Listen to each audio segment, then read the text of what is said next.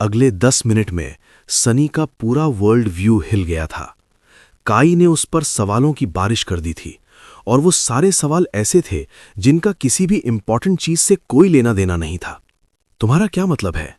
वो charming sleeper bus अजीब चीजों में इंटरेस्टेड था, जैसे कौन से जूते फैशन में हैं, किस सेलिब्रिटी ने किसी अवार्ड सेरेमनी में क्या पहना था, किसका स्कैंडल हुआ और वो किस बारे में था, नया डांस क्रेज क्या है, और बस यही सब। वो इस तरह की स्टूपिड क्रैप के बारे में जानने के लिए मरा जा रहा था, लेकिन सनी के डार्क सीक्रेट्स के लिए उसे कोई परवाह नहीं थी।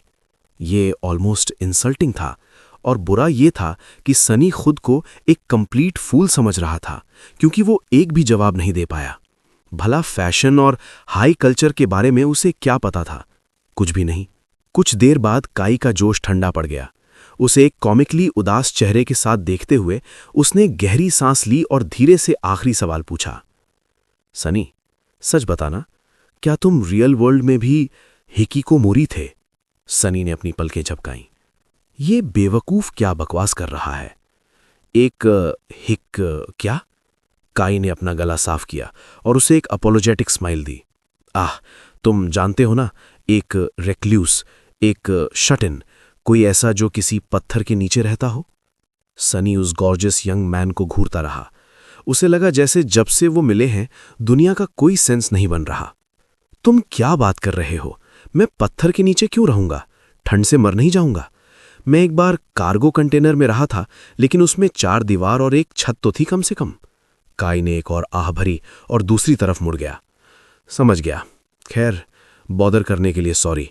बात बस यह है कि मैं यहाँ पिछले 2.5 साल से फंसा हुआ हूँ, और यहाँ की लाइफ बहुत मोनोटोन है। 2.5 साल? ये डिमविट यहाँ 2.5 साल से जिंदा है? सनी ये सुनकर हैरान था। काई एक अच्छा इंसान लग रहा था, लेकिन वो फॉरगॉटन शोर के रूथलेस नाइटमेयर के लिए बना हो ऐसा नहीं लगता था। शायद उसने उस चार्मिंग स्लीपर को अंडर एस्टिमेट कर दिया था, या शायद इसकी कोई दूसरी बहुत सिंपल वजह थी। सनी के माथे पर शिकन आ गई। एक ग्रुप था जो यहां सबसे लंबे समय तक टिकता था। अचानक शक होने पर उसने ठंडी आवाज में पूछा, क्या तुम गनलॉक के गैंग का हिस्सा हो? काई ने हैरानी से उसे देखा, फिर वो हंस पड़ा। गॉड्स नहीं, अगर मुझे किसी चीज से सख्त नफरत है तो वो है उसके जैसे बुलीज। मैं गनलॉक का मिनियन बनने से बेहतर मरना पसंद करूंगा, और वैसे भी उस आदमी के पास कोई स्टाइल नहीं है। उसका आर्मर मेरी देखी हुई सबसे बदसूरत चीज है। हालांकि ये कहने के बाद वो अचानक शांत हो गया और कुछ सेकंड्स बाद उदास आवाज में बोला, लेकिन मैं कभी कभी उसके ल्यूटेनेंट से काम एक्सेप्ट करता हूं। यही वजह है कि वो मेरे वजूद को बर्दाश्त करता है, तो मेरे पास सच में कोई चॉइस नहीं है। सनी थोड़ा हिचकिचाया, लेकिन फिर उसने फैसला किया कि वो दूसरे स्लीपर पर भरोसा करेगा। वो सच में गनलॉक के गुंडों जैसा नहीं लगता था। वैसे भी अगर वो उनमें से एक होता तो कोई भी सेन इंसान उसे किडनैप करके कैद करने की हिम्मत नहीं करता। गनलॉक के साथी नियरली अनटचेबल थे, जिसका मतलब ये था कि काई दरअसल उससे कहीं ज्यादा काबिल था जितना सनी ने उसे समझा था। दिलचस्प। जब उसने नोटिस किया कि उस फॉलन बीस्ट की डरावनी सिसकियां काफी दूर हो गई हैं, उसने अपना पर्सपेक्टिव शैडो पर शिफ्ट किया और यकीन किया कि वो टेरिबल क्रीचर अब दूर जा चुका है। खड़े होकर सनी ने ग्लास बॉटल को डिसमिस कर दिया और कहा, अब हम सेफ हैं, चलो यहां से। जब वो निकलने के लिए तैयार हुए, उसने शैडो को वापस बुला लिया और आगे बढ़ने के लिए पहला कदम उठाने को तैयार हुआ। लेकिन तभी सनी अचानक रुक गया और हिचकिचाते हुए उस चार्मिंग यंग आर्चर को देखा। हे काय, क्या मैं तुमसे भी एक सवाल पूछ सकता हूं? उस ओल्डर स्लीपर ने मुस्कुराया।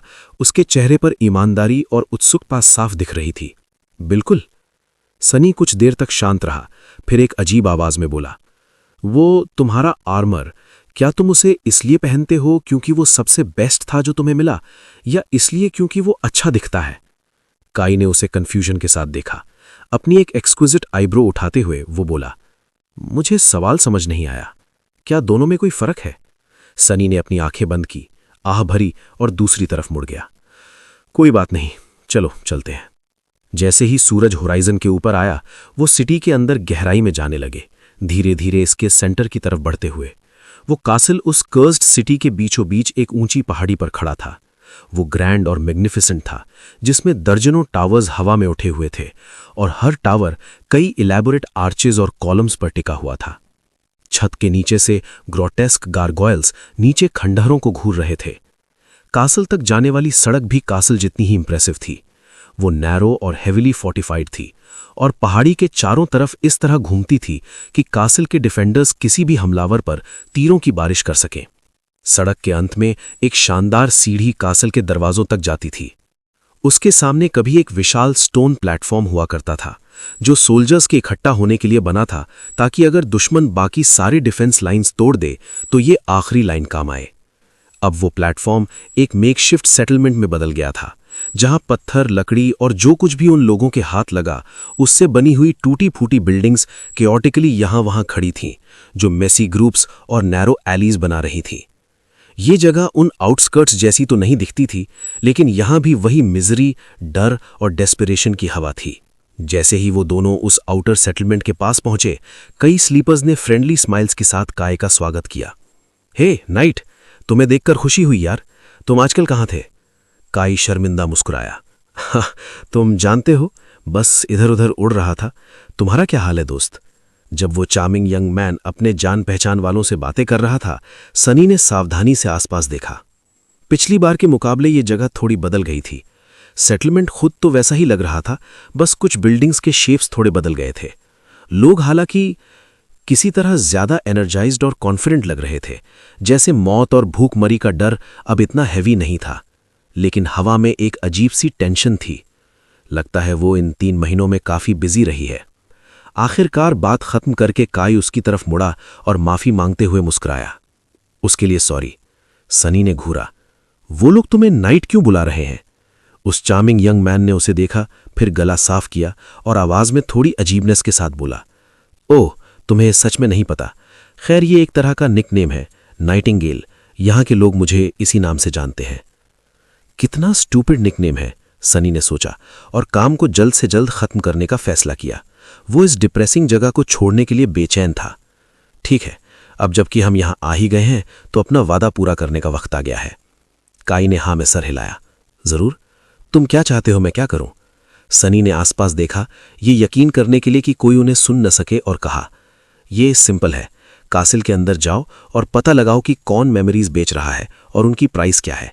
फिर वापस आओ और मुझे रिपोर्ट करो। उसके साथी ने कुछ बार पलकें झपकाई। वो क्लियरली हैरान था।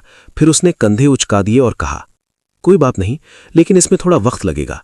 अगर तुम्हें बेस्ट इंफॉर्मेशन चाहिए तो। सनी ने मुंह बनाया।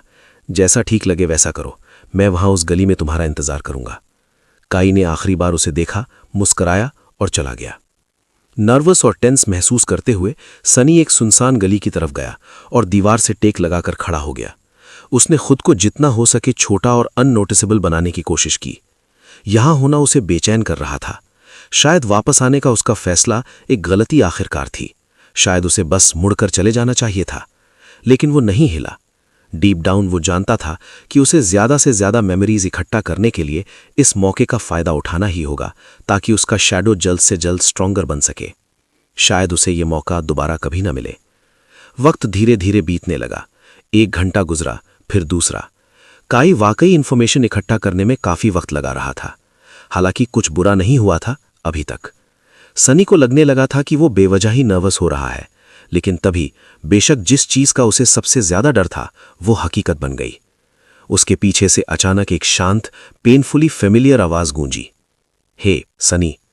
वो जम गया, जैसे कोई जानवर किसी जाल में फंस गया हो। फिर धीरे से पीछे मुड़ा। उसके चेहरे पर एक अजीब सा कॉम्प्लिकेटेड एक्सप्रेशन आ गया। एक जबरदस्ती की मुस्कुराहट लाते हुए सनी ने अपने सूखे होठों को चाटा और कहा, हे नेफ, लॉन्ग टाइम नो सी। पिछली बार जब सनी ने नेफिस को देखा था, तब से वो काफी बदल गई थी। बाहर से वो लगभग वैसी ही दिखती थी, लंबी, दृढ़ और अजीब तरह से डिस्टेंट, जैसे वो बाकी दुनिया से थोड़ा अलग एग्जिस्ट कर रही हो। वो अभी भी स्टारलाइट लीजन आर्मर पहने हुए थी, जो उसकी स्लेंडर और लाइथ बॉडी की ग्रेसफुल लाइंस को उभारता था। बस अब उसके कंधों पर एक सफेद क्लोक भी था, जो उस एलिगेंट प्लेट आर्मर के प्रिस्टीन मेटल से रंग में काफी मिलता जुलता था।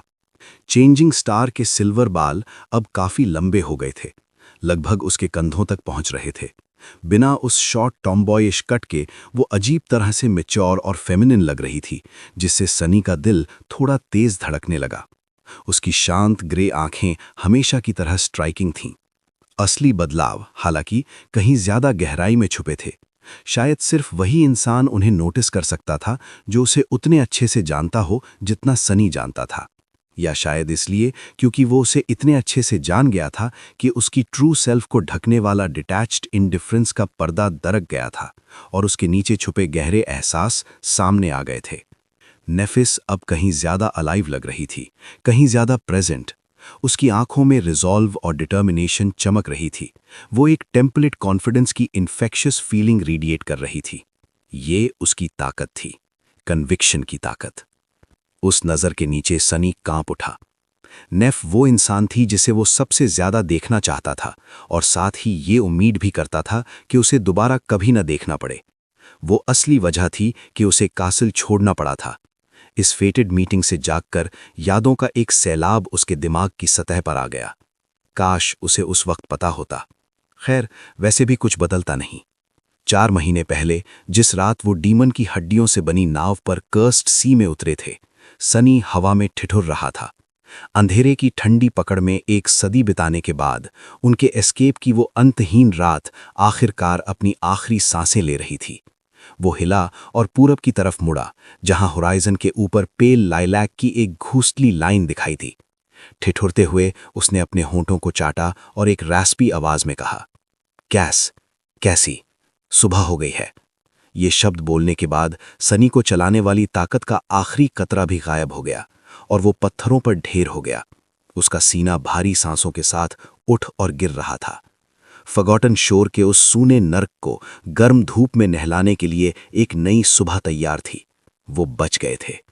वो तीनों स्लीपर्स एक विशाल पत्थर के हाथ पर बैठे थे जो काली लहरों से बाहर निकला हुआ था, जैसे कोई देवी उन्हें उस लाइटलेस एबिस के ऊपर पकड़े हुए हो। सनी और कैसी गर्माहट के लिए एक दूसरे को पकड़े हुए थे, जबकि नेफिस उस पत्थर की हथेली के बीच में पड़ी थी, अभी भी बेहोश। टूटे हुए आर्मर के गैप से दिखती उसकी आइवरी स्किन पीली और बेजान लग रही थी। हमने कर दिखाया। उन्होंने सोल डिवाउरर के चंगुल से खुद को बचा लिया था, कर्स्ड डार्कनेस के बीच से नाव चलाई थी और उस horrifying dweller of the depths के साथ हुई लड़ाई में भी जिंदा बच गए थे, किसी चमत्कार से। सनी को यकीन ही नहीं हो रहा था कि वो सच में अपने डेयरिंग एस्केप को अंजाम देने में कामयाब हो गए थे। जिस पल उसे उस एंशिएंट फील्ड द्वारा उनके दिमाग पे डाले गए इंथ्रॉलमेंट हेक्स के बारे में पता चला था, उसे लगा था कि उस भुक्कड़ ईविल ट्री से खुद को बचाने के चांसेस बहुत ही कम थे। शायद इसलिए क्योंकि उसने उसका सबसे खतरनाक और टेस्टेड हथियार छीन लिया था, उसका दिमाग। और फिर भी किसी तरह वो सफल हो गए। पूरी तरह थका हुआ सनी ने अपनी आंखें बंद कीं और आती हुई धूप से छुपने के लिए पीछे हटते हुए डार्क सी की आवाज सुनने लगा। बिना नोटिस किए वो नींद की आगोश में फिसल गया। जब वो जागा तो सूरज आसमान में काफी ऊपर आ चुका था। सनी को लगा था कि एड्रेनलिन के उसके टूटे हुए शरीर से निकल जाने के बाद वो अपाहिज महसूस करेगा, लेकिन उसकी हैरानी का ठिकाना नहीं रहा जब उसे उतना दर्द नहीं हो रहा था जितना उसने सोचा था। ब्लड वीव सच में एक चमत्कारी एट्रीब्यूट था, खासकर उस जैसे इंसान के लिए जो डिजास्टर्स का शिकार होता रहता था। यहां तक कि उसकी टूटी हुई उंगली में भी अब उतना दर्द नहीं था। हालांकि उठकर बैठते हुए सनी को कराहना पड़ा। श्श, कैसी उसके बगल में सो रही थी, पिछली रात की घटनाओं से उतनी ही निचड़ी हुई जितना वो था, शायद उससे भी ज्यादा। उसका नाजुक चेहरा वल्नरेबल और पीला लग रहा था, एक चिंता भरी शिकन में उलझा हुआ। सनी ने आह भरी। नेफिस अभी तक होश में नहीं आई थी। जब वो सो रहा था तब उस अंधी लड़की ने अपने क्लोक से चेंजिंग स्टार को ढक लिया था ताकि वो थोड़ी गर्माहट बचा सके। नेफ शांत और स्थिर पड़ी थी, उसके चेहरे से सारा रंग उड़ गया था। सिर्फ उसकी सांसों की धीमी आवाज सनी को बता रही थी कि वो अभी जिंदा है। वो कांप उठा उस नज़ारे को याद करके जब प्योरीफाइंग फ्लेम के क्रूसिबल में उसका मैंगल्ड फ्लैश खुद को रिस्टोर कर रहा था। उस आग को अनलीश करना हमेशा नेफिस पर भारी गुजरता था, उसे असहनीय पीड़ा देता था। किसे पता था कि ऑब्लिवियन के दरवाजों से खुद को वापस खींचने के लिए उसने क्या कीमत चुकाई थी। उसे पहले ये एहसास भी नहीं था कि वो इसका इस्तेमाल खुद को हील करने के लिए भी कर सकती थी। शायद कोई वजह थी कि उसने पास्ट में ऐसा कभी नहीं किया, सिर्फ वक्त ही बता सकता था। अब हालात का जायजा लेने का वक्त है। नेफिस से नजरें हटाकर सनी ने आसपास देखा, अपने करंट सर्कमस्टेंसेस को समझने की कोशिश की। उसका दिल भारी था। कुछ घंटों बाद आखिरकार कैसी की आंख खुली। ये महसूस करके कि वो उसके बगल में नहीं है, उसने एक डरी हुई आवाज में पुकारा, सनी। उसने अपने होठों को चाटा। मैं यहां हूं। कैसी उठकर बैठी और अपना हाथ आगे बढ़ाया, उसका कंधा ढूंढते हुए। क्यों? तुम्हारी आवाज इतनी अजीब क्यों लग रही है? सनी ने पलकें झपकाईं, फिर झूठी लापरवाही के साथ कंधे उचकाने की कोशिश की। अबॉट, अबॉट, इसका ध्यान भटकाओ। अपने पीछे देखो। पश्चिम में जो नज़ारा था वो उसके अच्छे मूड की वजहों में से एक था, तो ये कोई बहुत बड़ा झूठ नहीं था। नेफ कुछ पलों तक उसे घूरती रही, फिर उसमें आह भरी और पीछे मुड़ी। उसके पीछे ग्रे पॉलिश्ड स्टोन से बनी एक ऊंची सिटी वॉल उस कलॉसल क्रेटर की ढलानों के ऊपर खड़ी थी। वो दीवार एक निशानी थी कि उनकी सारी पीड़ा बेकार नहीं गई थी और उनके सारे सपने सच होने वाले थे। वो उम्मीद थी। चैप्टर 130। नेफिस के होश में आने के कुछ देर बाद ही उन्होंने जायंट स्टोन हैंड की शरण छोड़ने की तैयारी शुरू कर दी। सुबह बस शुरू हुई थी तो उनके पास उस बाकी बचे रास्ते को पार करने और उस गहरे विशाल क्रेटर से बाहर निकलने के लिए काफी वक्त था। अगर सब कुछ ठीक रहा तो वो अगला सूरज उस मिस्टीरियस सिटी की ऊंची दीवार के ऊपर देखेंगे। बेशक अब से लेकर तब तक कई चीजें गलत हो सकती थीं, लेकिन किसी वजह से सनी ऑप्टिमिस्टिक महसूस कर रहा था। उसके सिनिकल पैरानॉइड दिल के लिए ये एक रेयर मोमेंट था। पिछली बार की तरह सनी और नेफ बारी बारी से कुछ दर्जन मीटर नीचे उतरे और गोल्डन रोप की मदद से कैसी को एक दूसरे की तरफ लोअर किया। हालांकि वो पिछली बार के मुकाबले काफी स्ट्रॉन्गर हो गए थे। सनी को याद था कि उस जायंट नाइट के स्टैचू से इस तरह उतरना कितना थका देने वाला था, और वो हल्के से हंसा। अब उसे लग रहा था कि वो लगातार 3 बार ऐसा कर सकता है, और वो भी काफी तेजी से। भले ही उसने पिछले कुछ दिन एक अंतहीन नाइटमेयर में बिताए थे और अपने शरीर को उस हद तक ले गया था जहां वो बंद पड़ने वाला था, लेकिन अब उसकी मसल्स में सिर्फ रिजिलिएंट स्ट्रेंथ भरी थी। क्रिम्सन लैबिरिंथ के पेरिलस हेल में बिताए इन 2 महीनों ने, जहां वो लगातार अपनी जिंदगी के लिए लड़ रहे थे और एक के बाद एक ऐसी मॉन्स्टर्स को मार रहे थे जिन्हें किसी स्लीपर को कभी फेस नहीं करना चाहिए था, उन तीनों को कहीं ज्यादा पावरफुल बना दिया था। सनी को शक था कि बहुत कम अवेकेंड ही इस तरह के रूथलेस इनिशिएशन से गुजरे होंगे और जिंदा बचे होंगे। एक बार रियल वर्ल्ड में वापस लौटने के बाद वो शायद करंट जनरेशन के एलीट रिप्रेजेंटेटिव्स में से एक माना जाएगा। ये शायद एक प्रॉब्लम हो सकती है। खैर, वो हमेशा सब कुछ नेफिस पर डाल सकता था। वो पहले से ही एक मिथिकल एग्जिस्टेंस के करीब थी, लेजेंडरी इमॉर्टल फ्लेम क्लैन की आखिरी बेटी, हिस्ट्री के उन कुछ अवेकेंड में से एक जो फर्स्ट नाइटमेयर में ट्रू नेम हासिल करने में कामयाब रहे थे, एकेडमी में स्लीपर्स के अपने बैच की टॉप स्टूडेंट, और भी बहुत कुछ। लोग आसानी से मान लेंगे कि उसके जैसी प्रोडिजी 2 पैथेटिक वीकलिंग्स को अपनी पीठ पर उठाकर गेटवे तक ले जाने के काबिल थी, और तैयार भी। सनी को बस अपनी शानदार वापसी तक ले जाने वाली घटनाओं का वर्णन करते समय अपने शब्दों को ध्यान से चुनना था। खुशकिस्मती से इस मामले में वो उस्ताद था। ऐसे ख्यालों में खुद को बहलाते हुए उसने वक्त के गुजरने पर ध्यान ही नहीं दिया। जल्द ही वो जमीन के करीब पहुंच गए थे। सॉफ्ट ब्लैक मड में कूदने से ठीक पहले नेफिस ने सनी को देखा और कहा, चौकन ना रहेगा। उसे याद दिलाने की जरूरत नहीं थी। सनी जानता था कि आखिरी हिस्सा अक्सर सबसे खतरनाक होता है, ज्यादातर इसलिए क्योंकि लोगों के लिए इन मोमेंट्स में रिलैक्स हो जाना नेचुरल होता है। ये गलतफहमी पालकर कि सबसे बुरा वक्त पीछे छूट गया है। कई अवेकेंड अपनी मंजिल को सामने देखकर भी दुखदाई मौत मरे थे। वो उनमें से एक बनने का कोई इरादा नहीं रखता था। सनी ने सावधानी से कैसी को नीचे उतारा, देखा कि नेफ ने उसे रोप लूप से बाहर निकालने में मदद की और खुद नीचे कूद गया। वो एक निम्बल रोल में जमीन पर लैंड हुआ, तुरंत अपने पैरों पर खड़ा हुआ और एक हाथ आगे बढ़ा दिया, एक पल के नोटिस पर मिडनाइट शार्ड को समन करने के लिए तैयार। लेकिन कुछ भी उन्हें मारने की कोशिश नहीं कर रहा था। सनी और नेफिस ने एक दूसरे को टेंस नजरों से देखा और फिर धीरे धीरे आगे बढ़ने लगे। हर मिनट के साथ वो दूर खड़ी ग्रे वॉल करीब आती जा रही थी। एक पॉइंट पर सनी ने चेंजिंग स्टार को रुकने का इशारा किया और पीछे मुड़ा, उस स्टैच्यू को देखने के लिए उत्सुक जिसके हाथ ने उन्हें डार्क डेप्थ्स में डूबने से बचाया था। वहां उस विशाल क्रेटर की ढलान पर थोड़ा सा एक तरफ झुका हुआ एक पतली औरत का विशाल स्टैच्यू काली मिट्टी के ऊपर खड़ा था, जो एक लाइट फ्लोइंग रोप पहने हुए था। कम से कम बहुत पहले वो ऐसी ही दिखती थी।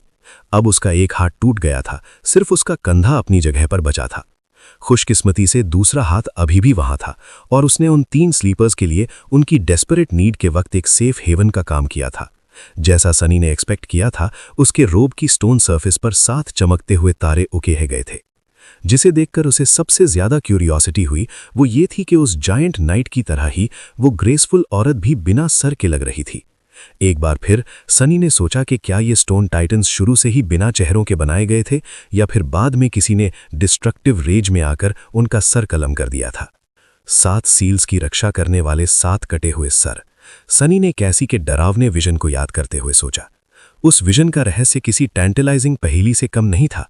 हालांकि ऐसा लग रहा था कि ये अनसुलझा ही रहने वाला है। सनी को शक था कि रियल वर्ल्ड में वापस जाने के बाद वो कभी इस कर्स्ड प्लेस पर वापस आएगा।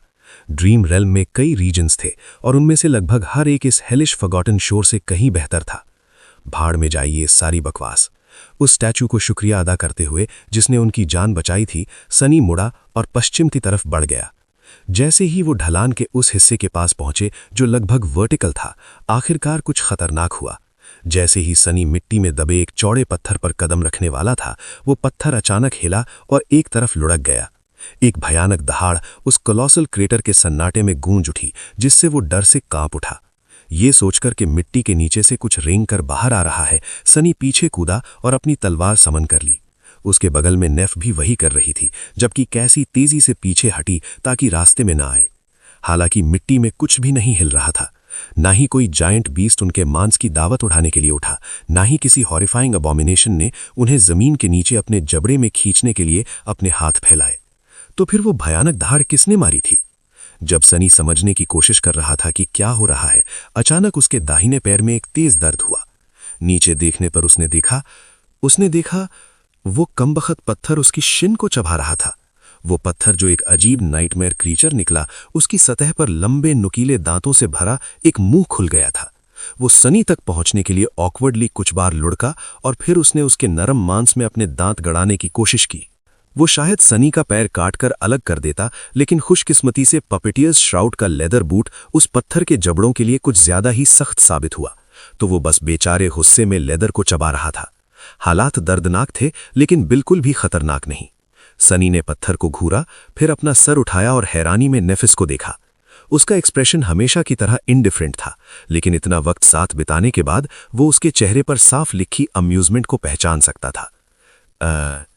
सनी ने अपनी मसल्स को कस लिया, अपने फंसे हुए पैर को हवा में उठाया और कुछ बार झटका उस स्टूपिड पत्थर को दूर फेंकने की कोशिश की। हालांकि वो अजीब मॉन्स्टर सच में जिद्दी था। एक और थंडरस रोर के साथ उसने सनी की शिन को चबाने की अपनी कोशिशों को दुगना कर दिया। उसके पत्थर के दांत टूटने की कगार पर थे। कितनी पैथेटिक चीज है ये। मुझे मारने की इसकी एक ही उम्मीद है कि मैं चिढ़कर मर जाऊं, सनी ने एक कंफ्यूज्ड फ्राउन के साथ सोचा। इस तरह का नाइटमेयर क्रीचर एग्जिस्ट ही कैसे कर सकता है? लगता है इनकी प्रजाति में भी लूजर्स होते हैं। अपना सर हिलाते हुए सनी ने शैडो को मिडनाइट शार्ड के इर्द गिर्द लिपटने दिया और ब्लेड की नोक को उस भूखे पत्थर पर अपनी पूरी ताकत से दे मारा। टाची को थोड़ी रेजिस्टेंस मिली, लेकिन अंत में वो मॉन्स्टर के पथरीले शरीर को भेदने और तोड़ने में कामयाब रही। वो अजीब क्रीचर सनी को काटने की कोशिश करते हुए ही मर गया, आखिरी दम तक डिफाइंड। जैसे ही पत्थर के टुकड़े मिट्टी में गिरे, स्पेल की आवाज फुसफुसाई। You have slain an awakened monster, Rolling Stone. Your shadow grows stronger. You have. Sunny के चेहरे पर एक अजीब एक्सप्रेशन देखकर नेफिस ने पूछा, क्या हुआ? उसने उसे देखा और कुछ बार पलकें झपकाईं। मुझे बस एक मेमोरी मिली है। नेफिस ने अपनी आईब्रो उठाई और अपलिफ्टेड टोन में कहा, ये तो अच्छी बात है। किस तरह की मेमोरी? सनी ने अपना सर खुजाया, हिचकिचाया और फिर जवाब दिया, ये एक पत्थर है, एक आम पत्थर। जल्द ही वो उस मिस्टीरियस सिटी की इम्प्रेग्नेबल स्टोन वॉल्स के नीचे खड़े थे। उनके पीछे उस वास्ट क्रेटर की ग्रेट कैज़म होराइजन तक फैली हुई थी। कहीं आगे ड्रीम रेल्म के इस घिनौने इलाके में इंसानों का इकलौते सिटाडेल का उनका इंतजार कर रहा था। वो उन्हें इस अंधेरी जगह से निकालने और घर ले जाने का वादा करता था। सनी इस नाइटमेयर को खत्म करने के लिए सच में बेचैन था। सिटी वॉल ग्री ग्रेनाइट के मैसिव स्लैब से बनी थी। कर्स्ड सी के ठंडे स्पर्श से अभी भी गीली वो एंशिएंट वेदर्ड स्टोन्स लगभग काले दिख रहे थे। बावजूद इसके कि हजारों साल बीत चुके थे जब उस वॉल के मिस्टीरियस बिल्डर्स वक्त की धुंध में गायब हो गए थे, वो अब भी मॉन्यूमेंटल और अनअसेलेबल लग रही थी। ग्रेनाइट स्लैब्स के बीच के जॉइंट्स मुश्किल से इतने चौड़े थे कि उनमें कोई पतला ब्लेड डाला जा सके।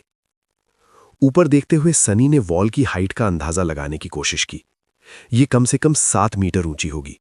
अवेकेंड एकेडमी के डिफेंस बैरियर से दुगनी ऊंची, जिसे मॉडर्न टेक्नोलॉजी और वेरियस एस्पेक्ट एबिलिटीज दोनों की मदद से बनाया गया था। कुछ पलों के लिए वो उन लोगों के बारे में सोचता रहा जिन्होंने ये वॉल खड़ी की थी, वो शहर जो इसके पीछे था, और वो जायंट स्टैचूज जो अभी भी इस कर्स्ड लैंड के सूने तट पर अकेले खड़े थे। उनकी बनाई चीजों ने अंधेरे और वक्त के हमले को झेल लिया था, लेकिन बनाने वाले जा चुके थे। वो कौन थे? रूइंड सिटी के नागरिकों पर कौन सी टेरेबल फेट टूट पड़ी थी? लेकिन फिर सनी ने गुस्से में अपना सर झटका। इन रहस्यों का अब उससे कोई लेना देना नहीं था। वो घर जा रहा था, हॉरर और डिस्पेयर के इस भयानक गड्ढे में कभी वापस ना लौटने के लिए। इसे किसी और को सॉल्व करने दो। थोड़े आराम के बाद उन्होंने फैसला किया कि एंट्रेंस ढूंढने के बजाय वॉल पर चढ़ना आसान होगा। भले ही उन्हें कोई गेट भी मिल जाता, इसकी कोई गारंटी नहीं थी कि वो खुला ही होगा। गीली ग्रेनाइट पर चढ़ना आसान काम नहीं था, लेकिन उन्होंने किसी तरह मैनेज कर लिया। जब पकड़ने के लिए कुछ नहीं था, सनी और नेफिस ने अपनी तलवारों को स्लैब्स के बीच के जॉइंट्स में डालकर उनका इस्तेमाल किया।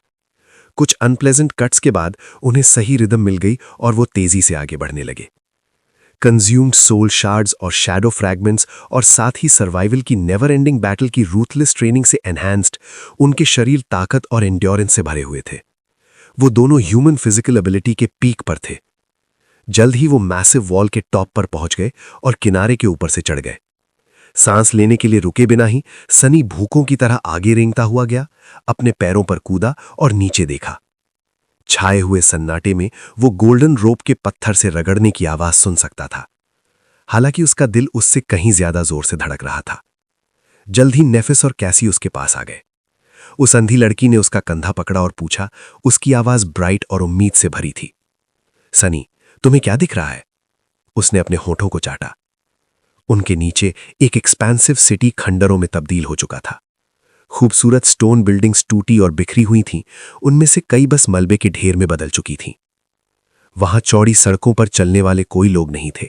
सन्नाटे को दूर भगाने के लिए आवाजों का कोई शोर नहीं था। ठंडे ग्रे आसमान के नीचे वो रूइंड सिटी मरा हुआ और शोकाकुल लग रहा था। यह कहना नामुमकिन था कि यहां कौन सी टेरेबल डिजास्टर हुई थी, लेकिन यह साफ था कि वो नेचुरल नहीं थी। गिरे हुए कई घर आग से काले पड़ गए थे और अभी भी खड़ी दीवारों के टुकड़ों पर पंजों के निशान कटे हुए थे। यहां वहां एंशिएंट हॉरर्स की मॉन्स्ट्रस बोन्स जमीन से बाहर निकली हुई थीं, जो डेस्परेट बैटल्स की कहानियां सुना रही थीं, जो बहुत पहले इन सड़कों पर हुई होंगी। ध्यान से देखने पर सनी ने अपनी पीठ पर ठंडा पसीना बहते हुए महसूस किया। मलबे के बीच अजीब शेप्स चल रहे थे और उससे भी ज्यादा परछाइयों में छुपे हुए थे। उन्हें देखकर वो बर्फ जैसे ठंडे डर से भर गया। वो रूइंड सिटी नाइटमेयर क्रीचर्स से भरा हुआ था। यहां वेदर्ड स्टोन से बना एक विशाल रूइंड सिटी है और उसकी सड़कों पर ढेर सारे मॉन्स्टर्स घूम रहे हैं, बिल्कुल वैसा ही जैसा तुमने कहा था।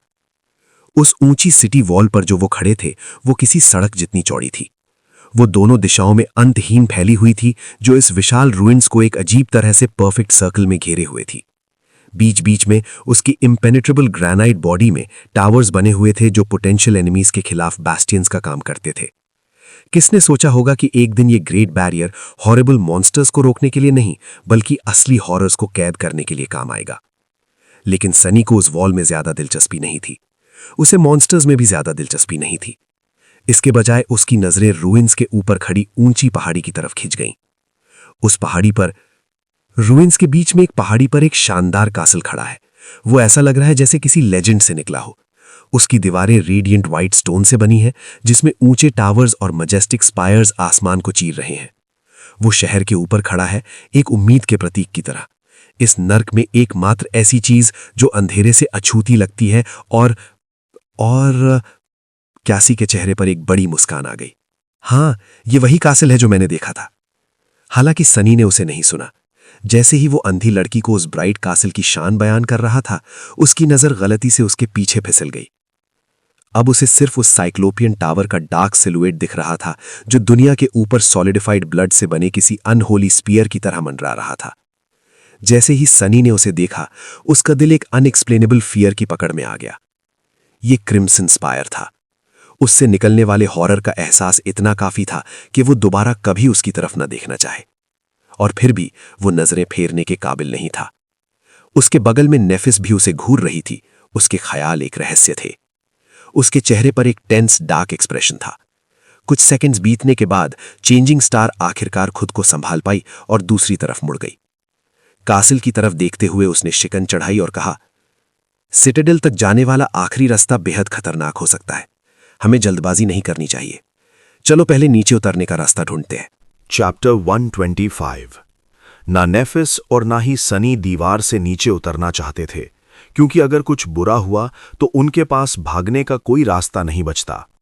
बिना डिस्कस किए ही उन्होंने फैसला कर लिया कि वो सबसे नज़दीकी टावर को एक्सप्लोर करेंगे और देखेंगे कि क्या उसके अंदर से दीवार से नीचे उतरने का कोई सही रास्ता है। वो रुइंस पर नज़र रखते हुए थोड़ी झुकी हुई दीवार के साथ साथ नॉर्थ की तरफ बढ़ने लगे। बीच बीच में सनी को उस एंशिएंट सिटी की सुनसान सड़कों पर क्रीचर्स के शेप्स हिलते हुए दिखाई दे रहे थे। हालांकि कोई भी उस ऊंची ग्रेनाइट की दीवार पर चढ़ने में दिलचस्पी लेता हुआ नहीं दिख रहा था। फिलहाल के लिए वो सेफ थे, लेकिन वो सेफ महसूस नहीं कर रहा था। इसके बजाय वो बार बार क्रिम्सन स्पायर की तरफ देख रहा था और कांप रहा था। वो चीज सच में बहुत ज्यादा मनहूस थी। अच्छी बात यह है कि हम जल्द ही यहां से बाहर होंगे। ये अकेला ख्याल था जो उसे इर्राशनल पैनिक में जाने से बचा रहा था। फॉरगॉटन शोर का उनका सफर खत्म होने वाला था। उन्होंने बहुत कुछ सहा था और बहुत कुछ झेला था। कभी कभी तो उसे यकीन भी नहीं होता था कि वो यहां से जिंदा बचकर निकल पाएंगे, लेकिन अब उनकी सारी पीड़ा का इनाम मिलने वाला था।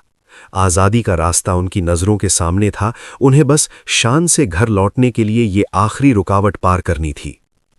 जल्द ही वो दीवार में बने उन माइटी टावर्स में से एक के करीब पहुंच रहे थे। वो स्ट्रक्चर गोल शेप का था जो मेन एम्बैंकमेंट से कोई दर्जन मीटर ऊपर उठा हुआ था। टावर के अंदर जाने के लिए एक चौड़ा लकड़ी का गेट था जो बहुत पहले टूट चुका था, और एंशिएंट आयरन हिंजेस पर सिर्फ कुछ फंसे हुए टुकड़े बचे थे। दरवाजे के पीछे अंधेरे के सिवा कुछ नहीं था। सनी को उस एंट्रेंस का नज़ारा थोड़ा क्रीपी लगा। बेशक अंधेरा उसके लिए कुछ नहीं था, और फिर भी अचानक कैसी ने उसका कंधा खींचा, जिससे सनी रुक गया। वो दोनों उसकी तरफ मुड़े, उनके हाथ फैलाए हुए थे और वो अपनी तलवारें समन करने के लिए तैयार थे।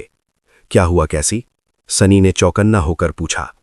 कुछ हालात में वो अंधी लड़की उनसे पहले खतरे को पहचान लेती थी। उसकी तेज सुनने की शक्ति और सूंघने की हिस्स उसे कभी कभी वो चीजें महसूस करने देती थीं जो नॉर्मल ह्यूमंस नहीं कर सकते थे। अभी कैसी के चेहरे पर सिकन थी। अपना सर थोड़ा घुमाकर उसने फुसफुसाया, सुनो। सनी ने अपनी सांस रोकी और उसकी बात मानी, अपनी सुनने की ताकत पर पूरा जोर लगाते हुए। जल्द ही वो टावर के अंदर से आती हुई एक अजीब आवाज को पहचान पाया। चौंप, चौंप, क्रंच, चौंप। ऐसा लग रहा था जैसे वहां किसी चीज को खाया जा रहा है। मांस और हड्डियां तेज दांतों से पीसी जा रही हैं। मांस के फटने और चबाए जाने की नॉजिएटिंग साउंड ने उसे मुंह बनाने पर मजबूर कर दिया। सनी और नेफिस ने एक दूसरे को देखा, फिर अपनी तलवारें समन कर लीं। हमेशा की तरह इससे पहले कि वो दोनों आगे बढ़ें, सनी ने अपने शैडो को उस पोटेंशियल एनिमी की जांच करने भेजा। शैडो पत्थरों पर फिसलती हुई तेजी से टावर की तरफ बढ़ी। फिर वो अंधेरे में कूद गई और उस स्ट्रक्चर में फैले हुए विशाल साए में छिप गई। सनी अंदर देख सकता था। थोड़ी देर बाद पहली चीज जो उसने देखी वो कई मरे हुए मॉन्स्टर्स थे जो खून के धब्बों में पत्थर पर पड़े थे। पत्थर के फर्श पर छूटे खून के निशान बता रहे थे कि उनके भारी भरकम शरीरों को यहां किसी बहुत पावरफुल चीज ने घसीटा था। उन्हें काटकर अलग कर दिया गया था और उनकी अंतड़ियां निकाल ली गई थीं, जैसे किसी एंथुजियास्टिक बुचर ने उन्हें काटा हो। फिर उसने पत्थरों पर चबाई हुई हड्डियों का एक बड़ा ढेर देखा। उनमें से कुछ पर अभी भी मांस के टुकड़े चिपके हुए थे, जबकि बाकियों को तोड़कर उनका मैरो भी खाली कर दिया गया था। अगली चीज जो उसने देखी वो पत्थर के टुकड़ों के सर्कल में जलती हुई आग थी, जिसके ऊपर मॉन्स्टर मीट के कई स्क्यूअर्स भुन रहे थे। आग के बगल में उस चॉम्पिंग और क्रंचिंग साउंड का सोर्स पत्थरों पर बैठा था, एक अच्छी तरह भुनी हुई रिब को चबा रहा था। वो इंसान था। दरअसल वो एक यंग वुमन थी। वो तीनों से बस थोड़ी ही बड़ी लग रही थी। सनी ने पलकें झपकाईं। वो लंबी और अट्रैक्टिव थी। उसकी आंखें हेजल और बाल ब्यूटीफुल ब्राउन थे जो अभी एक साधारण ब्रेड में बंधे हुए थे। उसका शरीर बेहद एथलेटिक था, जिसमें हर मूवमेंट के साथ उसकी ड्यूई ऑलिव स्किन के नीचे परफेक्टली डिफाइंड लीन मसल्स घूम रही थीं। और वहां काफी स्किन डिस्प्ले पर थी, क्योंकि उसने सिर्फ एक प्रोवोकेटिवली शॉर्ट वाइट ट्यूनिक पहने हुए थी, जिसके साथ ब्रॉन्ज ग्रीव्स, वैम ब्रेसेस और लेदर पिटर्जेस वाला एक क्यूरास था। जहां नेफिस दुबली और लचीली थी, ये अजनबी वाइटैलिटी और जोश रेडिएट कर रही थी। उसके बारे में सब कुछ लैविश और जेनरस था, जो ताकत, क्षमता और पावर की चीख चीख कर गवाही दे रहा था। सबसे अजीब बात यह थी कि उसके चेहरे पर एक बिल्कुल रिलैक्स्ड, कंफर्टेबल और खुश एक्सप्रेशन था। फॉरगॉटन शोर पर बिताए महीनों में सनी ने कभी एक सेकंड के लिए भी अपनी गार्ड पूरी तरह नीचे नहीं की थी, ना नेफिस ने, ना कैसी ने। यहां तक कि आराम के रेयर मोमेंट्स में भी भरोसेमंद सेफ्टी में छुपे होने के बावजूद वो हमेशा थोड़े टेंस रहते थे, ये उम्मीद करते हुए कि कभी भी दांतों, जहर और पंजों के हमले के रूप में हर तरह के हॉरर्स उन पर टूट पड़ेंगे। यहां तक कि सोल डिवाउरर के हेक्स के दौरान भी उनके दिलों में हमेशा एक इनविजिबल शैडो रहती थी। लेकिन वो यंग वुमन इस कर्स्ड प्लेस में होने से पूरी तरह संतुष्ट थी। दरअसल वो सनी से कहीं ज्यादा खुश थी, जितना वो रियल वर्ल्ड में भी कभी नहीं रहा था। जब सनी देख रहा था, वो यंग वुमन उस बदकिस्मत मॉन्स्टर का मांस बुरी तरह खा रही थी। जूसेस उसके चेहरे और उंगलियों से बह रहे थे। मांस खत्म करने के बाद उसने हड्डी को ही काट लिया। उसकी आंखें फैल गईं। नाइटमेयर क्रीचर की एडमेंटाइन बोन उसके दांतों के बीच आसानी से क्रश हो गई और खुशी में अपनी आंखें बंद करके उस लड़की ने मैरो चूसना शुरू कर दिया, फिर ज्यादातर हड्डी को चबाकर निगल ली। Crunch, crunch, chomp, crunch. Rib खत्म करने के बाद उसने उसके बचे खुचे हिस्से अपने पैरों के पास पड़े हड्डियों के डिस्टर्बिंगली बड़े ढेर में फेंक दिए, बिना किसी लिहाज के जोर से डकार ली और तुरंत अपना हाथ आगे बढ़ाकर आग से मॉन्स्टर मीट का दूसरा टुकड़ा उठाया और उसमें अपने दांत गाड़े। सनी ने कुछ बार और पलकें झपकाईं, फिर अपना पर्सपेक्टिव वापस शिफ्ट किया और नेफिस को देखा। तुमने क्या देखा? वो थोड़ी देर रुका और फिर हिचकिचाते हुए बोला, खैर, या तो वो एक बहुत भूखी ह्यूमन गर्ल है या फिर एक बहुत ग्लटनस डीमन। चैप्टर 126। नेफिस ने उसे कुछ पल तक घूरा, फिर अपना सर कैसी की तरफ घुमाकर बोली, हमारे पीछे आना। वो तीनों सावधानी से टावर के एंट्रेंस के करीब पहुंचे और वहां रुक गए। समझ नहीं पा रहे थे कि कैसे आगे बढ़ें। उनके दिमाग में इस अनएक्सपेक्टेड सिचुएशन के दो ही नतीजे हो सकते थे। पहला, वो मिस्टीरियस यंग वुमन कोई लोकल अवेकेंड निकलेगी। अगर ऐसा हुआ तो उनकी सारी प्रॉब्लम सॉल्व हो जाएंगी। अगर एक अवेकेंड ड्रीम रेल्म के वाइल्ड रीचेस में स्लीपर्स के ग्रुप से मिलता था, तो ये रिवाज था कि वो उन्हें नज़दीकी ह्यूमन सिटाडेल तक ले जाए।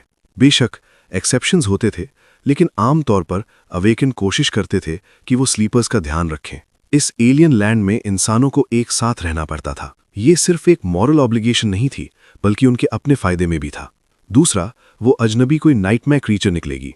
उस केस में उनके हाथ एक टफ फाइट लगने वाली थी। क्योंकि दुश्मन का रैंक और क्लास अननोन था, नतीजे का अंदाजा लगाना नामुमकिन था।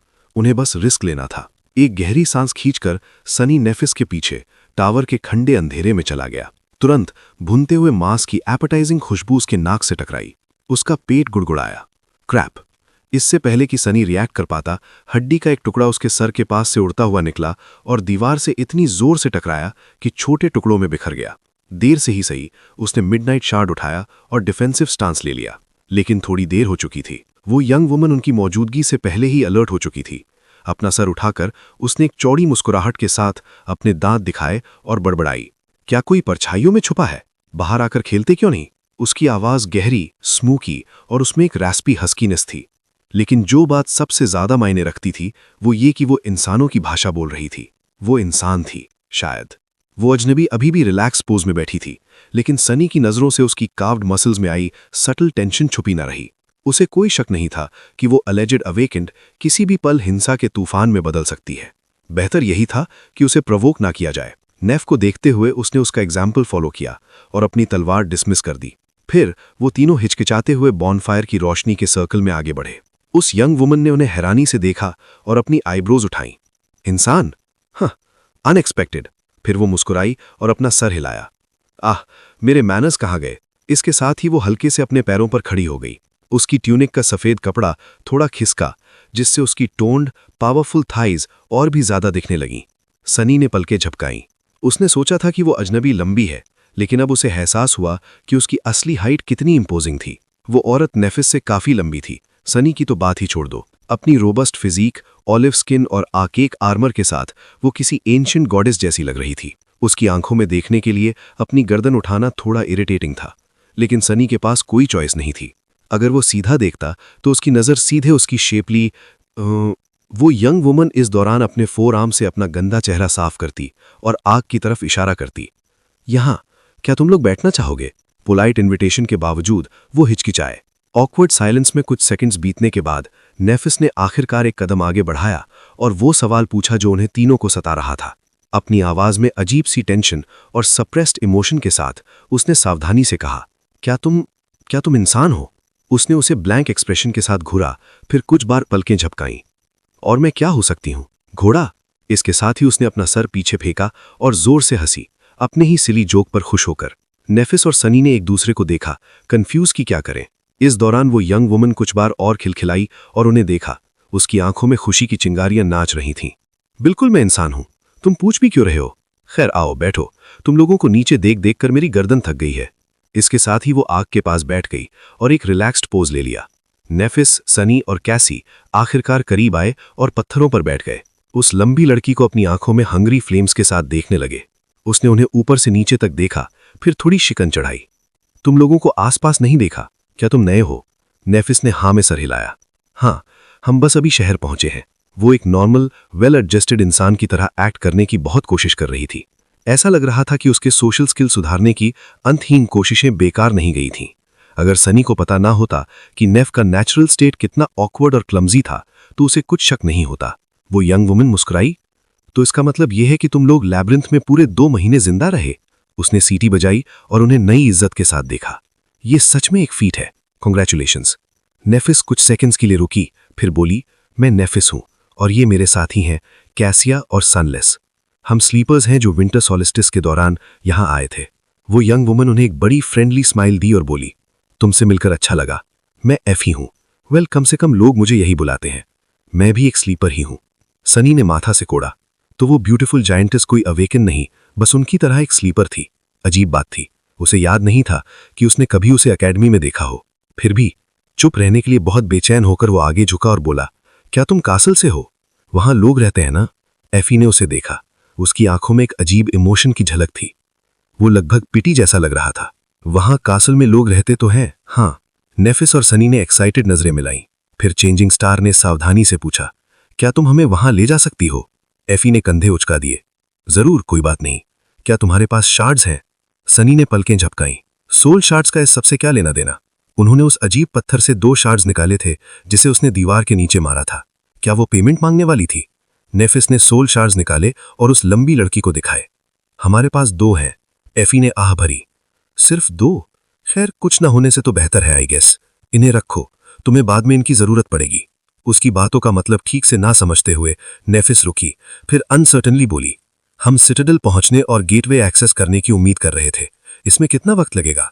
वो यंग वुमन उन्हें काफी देर तक घूरती रही और फिर अचानक हिस्टेरिकल लाफ्टर के दौरे में झुक गई।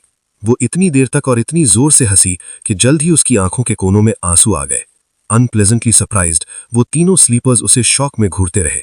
उनमें से किसी को भी इस बिजार बिहेवियर की वजह समझ नहीं आई। क्या ये पागल है? सनी ने फ्राउन किया, सिचुएशन को रीवैल्यूएट करते हुए। पहले वो लोकल लड़की बस थोड़ी एक्सेंट्रिक लग रही थी, लेकिन शायद बात कुछ और थी। एफी की हंसी वैसे ही रुक गई जैसे शुरू हुई थी। अपने आंसू पोंछते हुए उसने अपना सर हिलाया और एक अजीब टोन में कहा, आह सॉरी गाइज, मैं बस खुद को रोक नहीं पाई। प्लीज मेरे लैक ऑफ मैनर्स को माफ कर देना। फिर उसने अपनी पीठ सीधी की, उनकी आंखों में भारी नजरों से देखा और कहा, मैं तुम्हें कासल तक ले जा सकती हूँ, लेकिन वहां कोई गेटवे नहीं है। दरअसल इस कर्स्ड हेल से बाहर निकलने का कोई रास्ता नहीं है। मैं खुद यहां पिछले 3 साल से फंसी हुई हूं। सो डार्क सिटी में स्वागत है।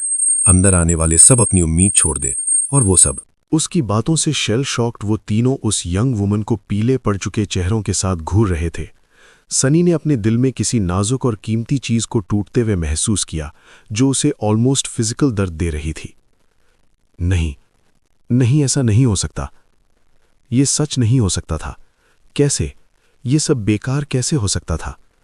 उसके सारे सपने, उम्मीदें और ख्वाहिशें बस कुछ शब्दों के साथ कैसे बर्बाद हो सकती थीं? ये कैसे मुमकिन था? उसके बगल में कहीं कैसी अचानक धीमी आवाज में बोली, तुम्हारा क्या मतलब है, वहां कोई गेटवे नहीं है? एफी ने कंधे उचका दिए। ये बहुत सिंपल है, सच में। मुझे अफसोस है कि मुझे ये खबर देनी पड़ रही है, लेकिन डीप डाउन तुम्हें पहले से पता होगा, है ना? फॉरगॉटन शोर, ये ऐसी जगह नहीं है जहां इंसानों को जिंदा रहना चाहिए। इसलिए तुमने स्कूल या अकेडमी में इसके बारे में कभी नहीं सुना। सनी का चेहरा गुस्से से टेढ़ा हो गया। बेशक जवाब हमेशा उसकी पहुंच में था। वो बस समझने के लिए बहुत नाइव और बेवकूफ था। ड्रीम रेल्म वास्ट और अजीब था, और इसके ज्यादातर हिस्सों में इंसानों ने मुश्किल से एक्सप्लोर किए थे। हालांकि उनके बारे में थोड़ी बहुत इन्फॉर्मेशन अवेलेबल थी। कुछ तो पूरी तरह ह्यूमन कंट्रोल में भी थे, जहां बैस्टियन जैसे बड़े सिटाडेल्स लाखों अवेकेंड को पनाह देते थे। और फिर जब वो पहली बार फॉरगॉटन शोर आया था, सनी इस जगह की किसी भी यूनिक कैरेक्टरिस्टिक को पहचान नहीं पाया था।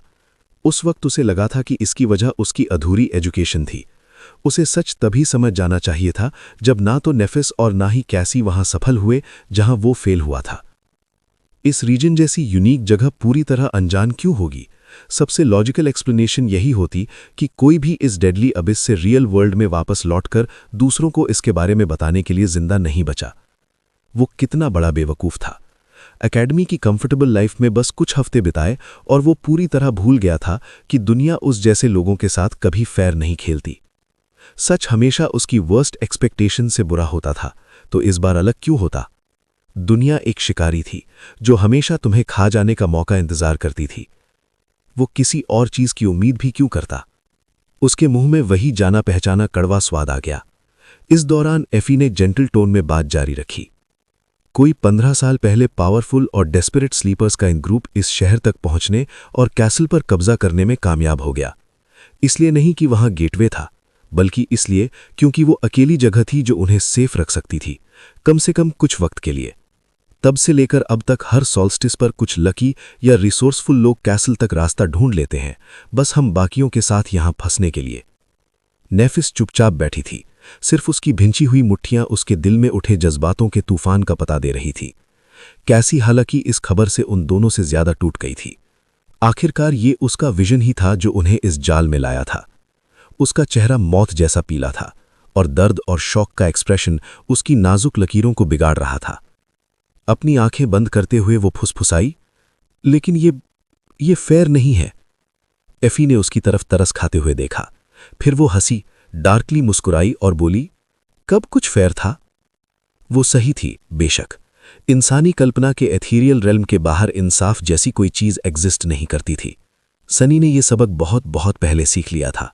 जब वो अपने गुस्से और मायूसी में जल रहा था, एफी की मुस्कुराहट ने अचानक अपना ग्रिम अंडरटोन खो दिया और वो वापस एक हैप्पी ग्रिन में बदल गई। थोड़ा आगे झुकते हुए वो बोली, लेकिन सब कुछ बुरा नहीं है। कम से कम तुम मुझसे मिले। तुम लोग सच में इनक्रेडिबली लकी हो। अगर तुम किसी लोकल से ना मिले होते तो तुम अब तक मर चुके होते। नेफिस ने उसे घूरा और फ्लैट टोन में पूछा, हाँ, ऐसा क्यों? उसका ऑकवर्ड बोलना का तरीका वापस आ गया। एफी ने आह भरी और डार्क सिटी के बारे में बताना शुरू किया। डार्क सिटी एक ही वक्त में फॉरगॉटन शोर की सबसे सेफ जगह भी है और सबसे डेडली भी। ये सेफ इसलिए है क्योंकि कोई भी सी मॉन्स्टर दीवार को पार नहीं कर सकता। कैसल तक पहुंचना तो दूर की बात, लेकिन साथ ही ये लैबिरिंथ से कहीं ज्यादा खतरनाक है क्योंकि यहां लगभग हर नाइटमेयर क्रीचर फॉलन रैंक का है। सनी ने पलकें झपकाईं, पूरे शरीर में एक ठंडी सहरन महसूस की। फॉलन क्रीचर्स अवेकेंड वालों से इमेजरेबली ज्यादा पावरफुल थे। उन जैसे डॉर्मेंट ह्यूमंस का उनसे लड़ने का कोई मतलब ही नहीं था। एक अवेकेंड डीमन को संभालना ही उनके बस के बाहर था, जब तक कि वो कर्स्ड सी की गहराइयों से किसी ट्रू टेरर को समन न कर ले। कैरापेस डीमन से कहीं ज्यादा पावरफुल चीज उन्हें बस कुछ सेकंड्स में मिटा कर रख देगी। रूइंस में घूमते हुए उन अनगिनत शेप्स को याद करके वो कांपने बिना नहीं रह पाया। क्या उन शेप्स में से हर एक फॉलन मॉन्स्टर था? कोई भी इस कर्स्ड सिटी में एक दिन भी जिंदा कैसे रह सकता है? कोशिश करने के लिए भी उन्हें पागल होना पड़ेगा। धीरे धीरे उस खतरनाक जाल की गहराई जिसमें वो फंसे थे उसके दिमाग में उतरने लगी। एफी मुस्कुराई। लेकिन दीवार से नीचे उतरने से पहले तुम लोग मुझसे टकरा गए, वरना फॉलन वंस अब तक तुम्हारी आत्माओं की दावत उड़ा रहे होते। Lucky, very lucky. कैसल में बहुत कम लोग हैं जो रूइंस में शिकार करते हैं, और इतनी दूर आने वाले तो और भी कम। मेरे जैसे एक्सपीरियंस्ड हंटर से मिलना शायद तुम्हारा आखिरी मौका था डार्क सिटी का असली चेहरा जानने से पहले कि देर हो जाती। उसने अपना सर हिलाया। ये वैसे ही है जैसे 1000 में 1, 10,000 में 1 मिलियन। खैर, जो भी हो, ऑड्स तुम्हारे फेवर में नहीं थे। किस्मत डेफिनेटली तुम में से कम एक के प्यार में है। सो खुश हो जाओ। क्या तुम्हें कुछ मांस चाहिए? आज मेरा शिकार सच में अमेजिंग था, इतना अमेजिंग कि मुझे शेयर करने में भी बुरा नहीं लगेगा। नेफिस ने भुनते हुए मांस की तरफ तक ना देखा और इसके बजाय आगे झुकी। उसके शब्दों में इंटेंसिटी भरी थी। अगर यहां कोई गेटवे नहीं है तो तुमने निकलने की कोशिश क्यों नहीं की? एफी ने कुछ बार पलकें झपकाईं और सिंसियर कंफ्यूजन के साथ उसे देखा। निकलने की? और जाती कहां?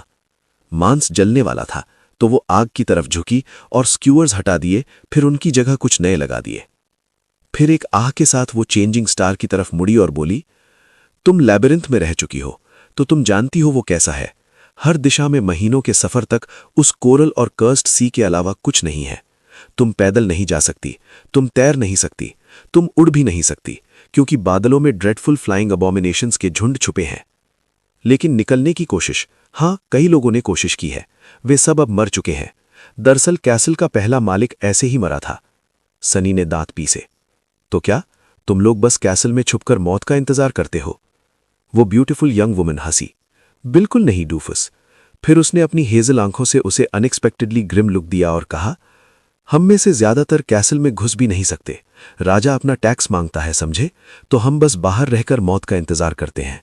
सनी उसे घूरता रहा, उन अजीब शब्दों का मतलब समझने की कोशिश करते हुए। तुम्हारा क्या मतलब है? एफी ने कंधे उचका दिए। वो कैसल गुनलोंग नाम के एक आदमी का है।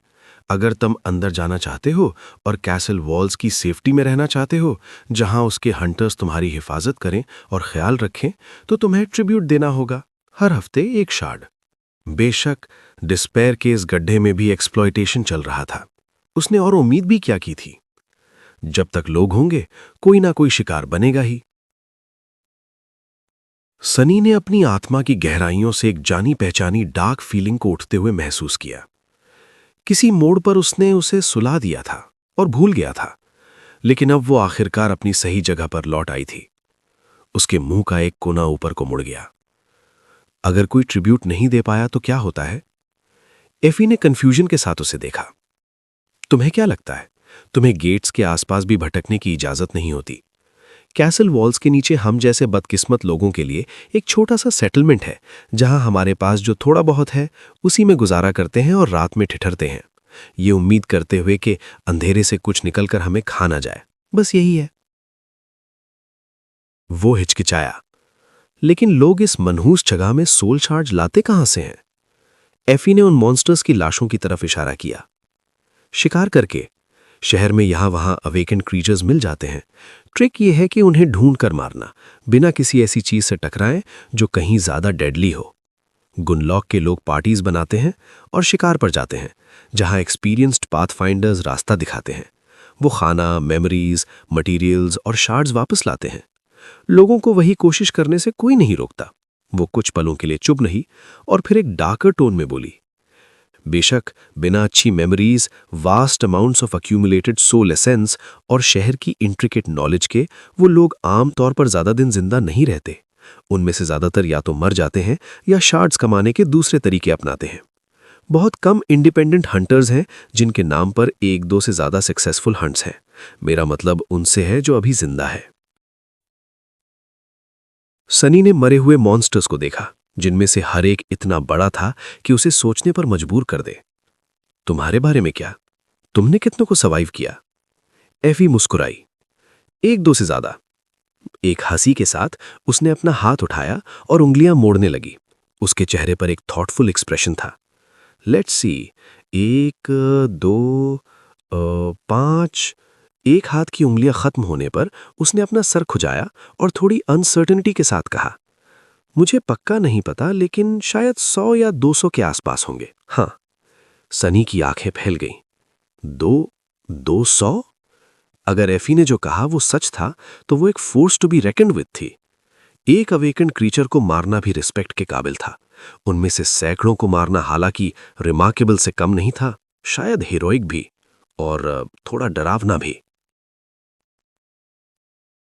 खासकर तब जब उसने उन्हें फॉलन अबॉमिनेशन से भरे कर्स्ड रूइन के बीच में अकेले शिकार किया था, बिना किसी मदद के, खुद के अलावा किसी पर भरोसा किए बिना। वो इजी गोइंग हंट्रेस उतनी साधारण नहीं थी जितनी दिखती थी। उसने शिकन चढ़ाई। अगर ये सच है तो तुम्हें कैसल में रहने के लिए ट्रिब्यूट देने में कोई परेशानी नहीं होनी चाहिए थी। इस बात का कोई सेंस नहीं बनता। तुमने ट्रिब्यूट क्यों नहीं दिया? एफी ने कंधे उचका दिए। ये टॉपिक उसे इंटरेस्टिंग नहीं लगा। बस ये समझ लो कि मुझे वहां का एम्बियंस पसंद नहीं है। सनी और जानना चाहता था, लेकिन अचानक नेफिस बोली। उसकी आवाज अजीब तरह से टेंस थी। तुमने कहा था कि सोल शार्ट्स कमाने के दूसरे तरीके भी हैं। वो क्या है? हंट्रेस उसकी तरफ मुड़ी और कुछ देर चुप रही।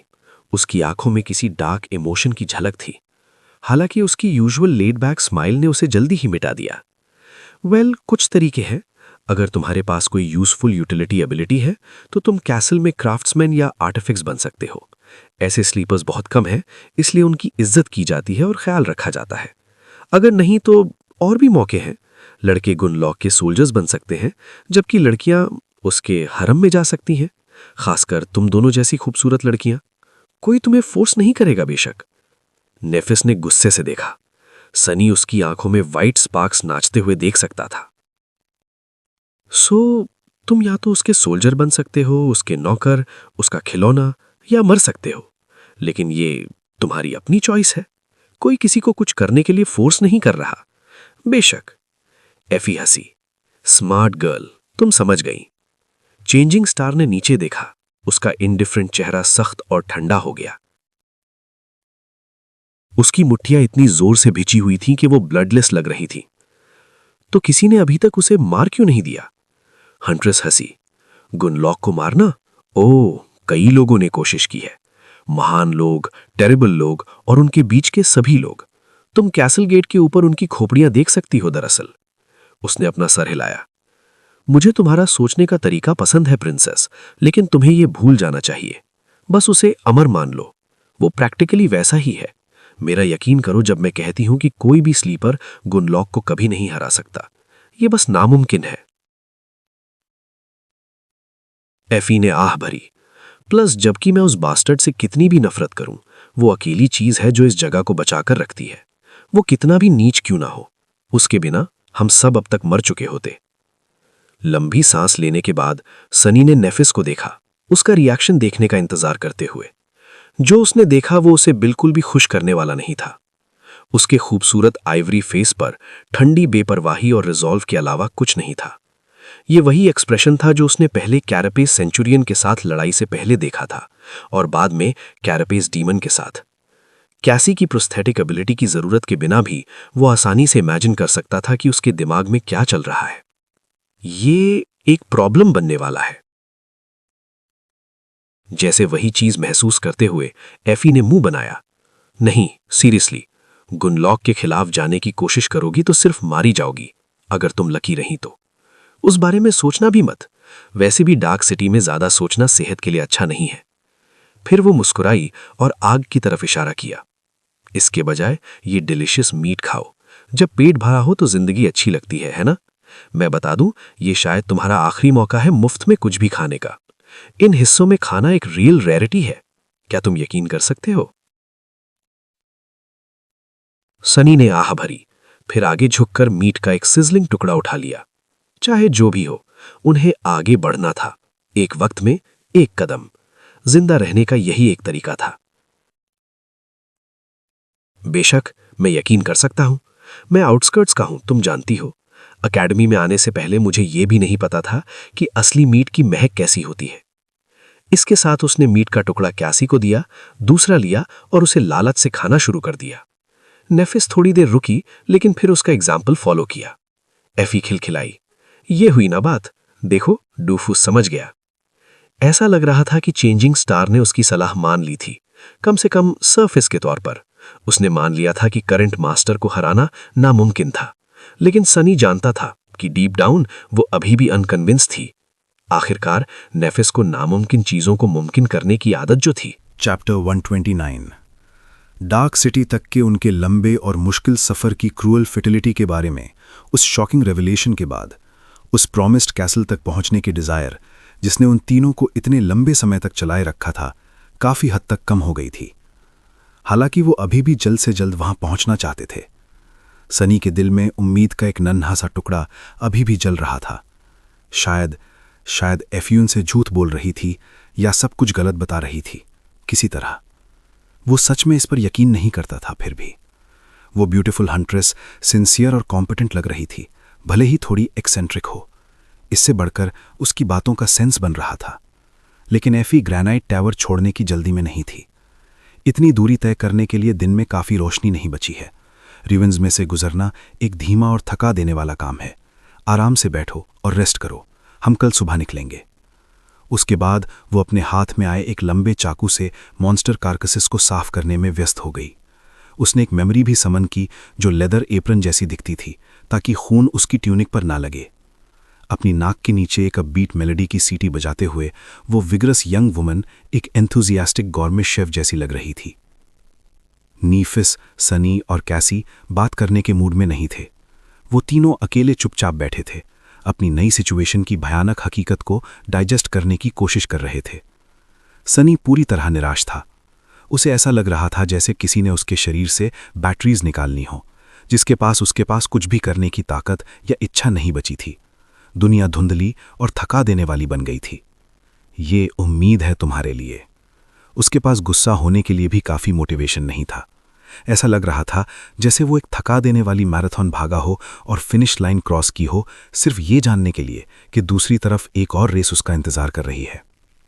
दरअसल उसे हमेशा भागते रहना होगा। वो मास्टर जेट और टीचर जूलियस से दोबारा कभी नहीं मिल पाएगा, उन्हें उनकी सलाह और टीचिंग्स के लिए शुक्रिया कहने के लिए, जिन्होंने उसे जिंदा रहने में मदद की थी, और शायद उनकी दरियादिली का कर्ज चुकाने के लिए। वो कभी एक अवेकंड नहीं बन पाएगा और अपने अजीब एस्पेक्ट के और रहस्य नहीं जान पाएगा। सबसे ज़रूरी बात, अमीर बनने और अपनी बाकी ज़िंदगी आराम से गुजारने के उसके सपने भी पूरे नहीं होने वाले थे। जो सबसे ज़्यादा चुभ रहा था, होना ही था। टूटे दिल से उसने इस डिज़ास्ट्रस फियास्को में सुकून की कुछ झलक ढूंढने की कोशिश की। खैर, अगर सोचा जाए तो मैं अभी भी जिंदा हूं, इसकी कुछ तो कीमत होनी चाहिए, है ना? उसके शैडो ने उसे देखा, पूरी तरह कन्विंस्ड नहीं था। प्लस मैं आसानी से आने वाले वक्त में जिंदा रह सकता हूं। हाँ, बड़ी तस्वीर बुरे के लिए बदल गई है, लेकिन हमारी इमीडिएट सिचुएशन दरअसल काफ़ी बेहतर हो गई है। हम गहरे डार्क सी के ड्वेलर्स द्वारा डूबने या खाए जाने के कॉन्स्टेंट थ्रेट से सेफ हैं। हमने इंसानों की एक स्ट्रॉन्ग कम्युनिटी भी ढूंढ ली है। कैसल में चीज़ें कैसी भी चलाई जाती हों, वहाँ सैकड़ों लोग रहते हैं। ड्रीम रेल्म में नंबर्स और एक्सपीरियंस ही सब कुछ हैं। एक ह्यूमन कलेक्टिव का हिस्सा बनकर वो उन बोझों को हटा पाएंगे जो उन्हें इतने लंबे समय से कुचल रहे थे। लैब्रिंथ के इन्फर्नल गॉन्टलेट के मुकाबले कैसल में जिंदगी एक सपने जैसी होगी, अगर वो उसके गुंडे मालिक के आगे झुकने को तैयार हों बेशक। लेकिन अगर वो मना भी कर दे, तब भी आउटर सेटलमेंट तो था ही। एफी एक इंडिपेंडेंट हंटर के रूप में ठीक ठाक काम करती दिख रही थी। वो दुखी भी नहीं लग रही थी। दरअसल वो शायद सबसे ज़्यादा संतुष्ट इंसान है जिसे मैंने कभी देखा है। सीरियसली, वो इतनी लेड बैक और खुश कैसे हो सकती है? क्या वो पागल है? उसने उस अनरीजनेबली टॉल हंट्रेस को तिरछी नज़र से देखा और माथा से कोड़ा। खैर, चलो इस बारे में सोचते हैं। उसके सर पर छत है और डिलिशियस फूड की लिमिटलेस सप्लाई है, बशर्ते कि वो उसका शिकार खुद करे। ये मेरी आउटस्कर्ट्स की ज़िंदगी से पहले ही बेहतर है। सोचा जाए तो अपनी बाकी ज़िंदगी डार्क सिटी में रहना वैसा नहीं था जैसा मैंने अपने फ्यूचर के लिए सोचा था, लेकिन ये रियल वर्ल्ड के स्लम्स में जिंदा रहने के लिए संघर्ष करने से ज़्यादा अलग भी नहीं था। दरअसल कई मायनों में ये कहीं बेहतर था।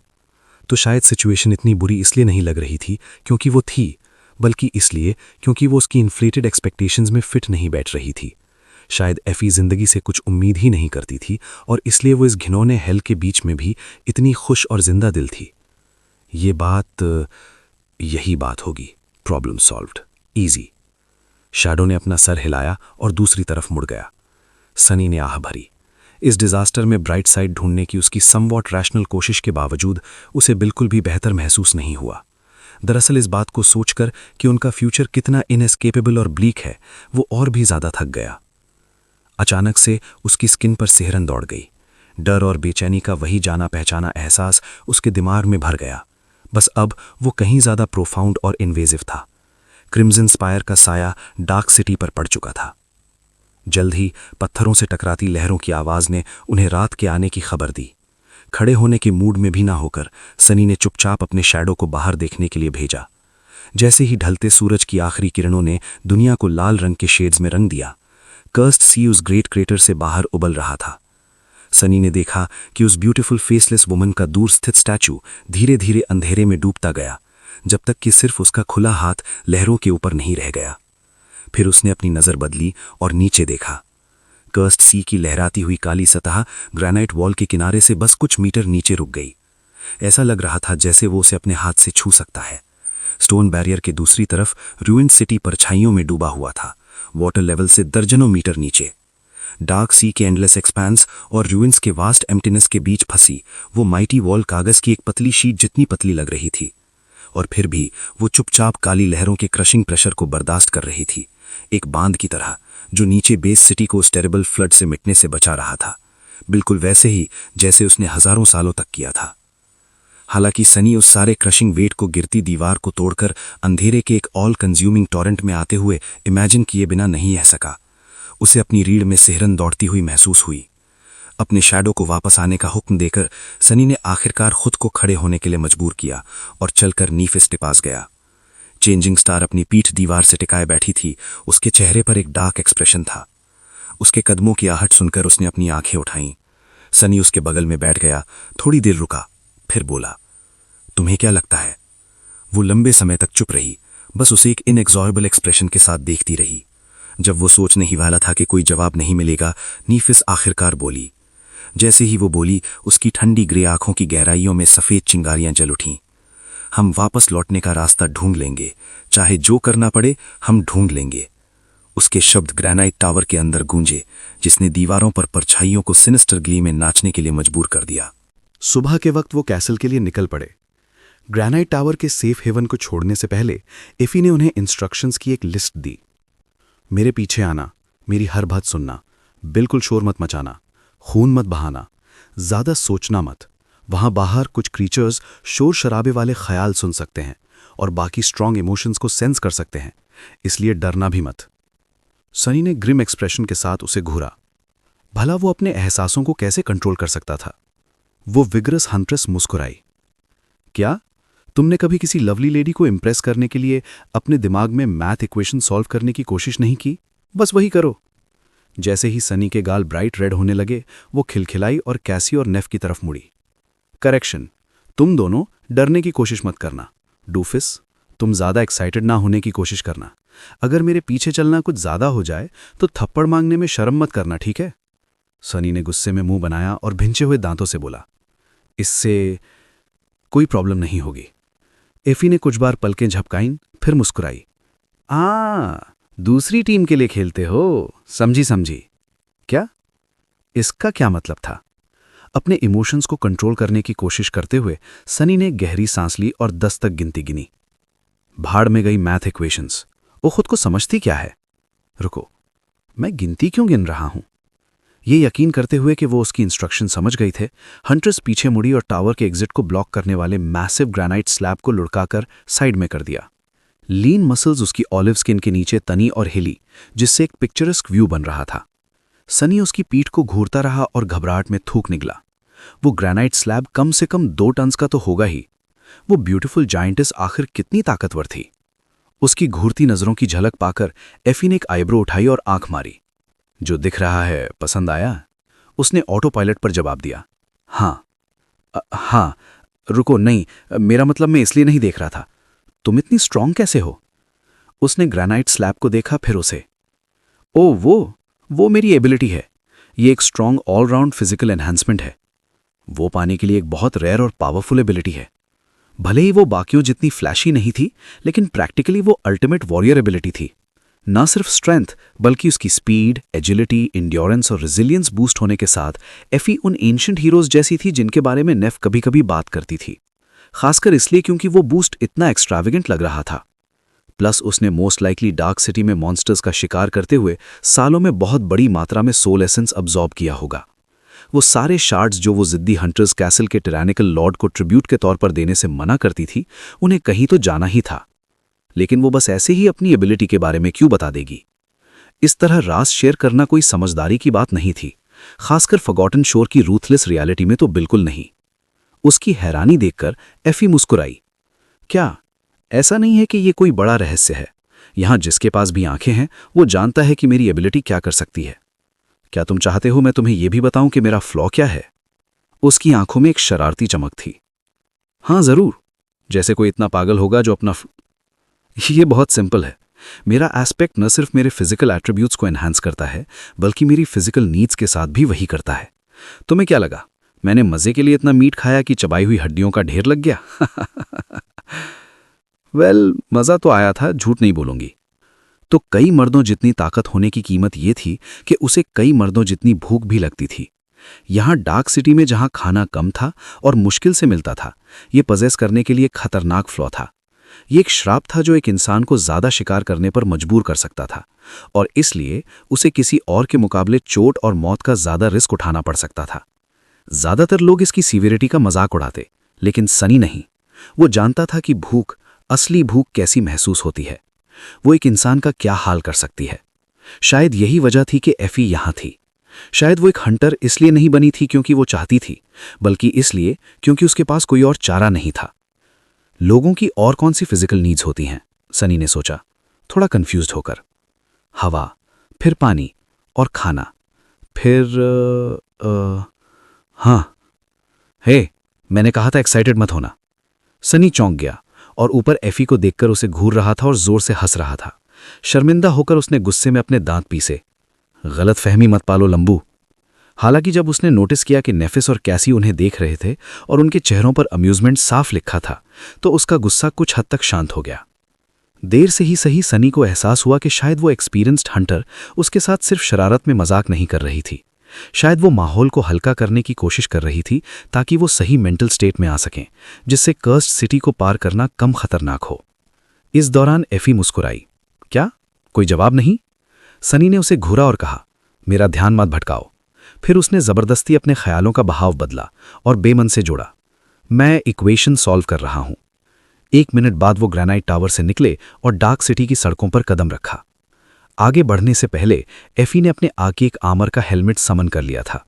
वो कोरिंथियन डिजाइन का था, जिसमें ब्लू हॉर्स हेयर का लंबा क्रेस्ट था और एक नैरो विजर जो सिर्फ उसकी आंखें और ऊंट खुला छोड़ता था। उसकी पीठ पर एक लेदर बैग था जिसमें उन मॉन्स्टर्स का मांस, हड्डियां और खाल थी जिनका उसने शिकार के दौरान खात्मा किया था। सनी को पक्का यकीन था कि यह बैग अंदर से बाहर के मुकाबले कहीं ज्यादा बड़ा था, वरना एफी की सारी ट्रॉफीज रखने के लिए इसे कॉमिकली बड़ा होना पड़ता। हालांकि ये अभी भी इतना भारी था कि कोई आम इंसान इसे नहीं उठा सकता था। आर्मर, लंबा चाकू और ब्लैक लेदर एप्रन मिलाकर ये चौथी मेमोरी थी जो उसने हंटर्स को समन करते देखा था। वो सोच रहा था कि उसके आर्सनल में और कितनी होंगी। उसने अभी तक ये नहीं देखा था कि एफी कौन से हथियार इस्तेमाल करती है। सुबह की शुरुआती घोंसली लाइट में वो कर्स्ड रूइंस में दाखिल हुए। चैप्टर 131। उस महान शहर के शोकाकुल खंडहर उनके चारों तरफ किसी सुनसान पथरीले भूल भुलैया की तरह फैले हुए थे।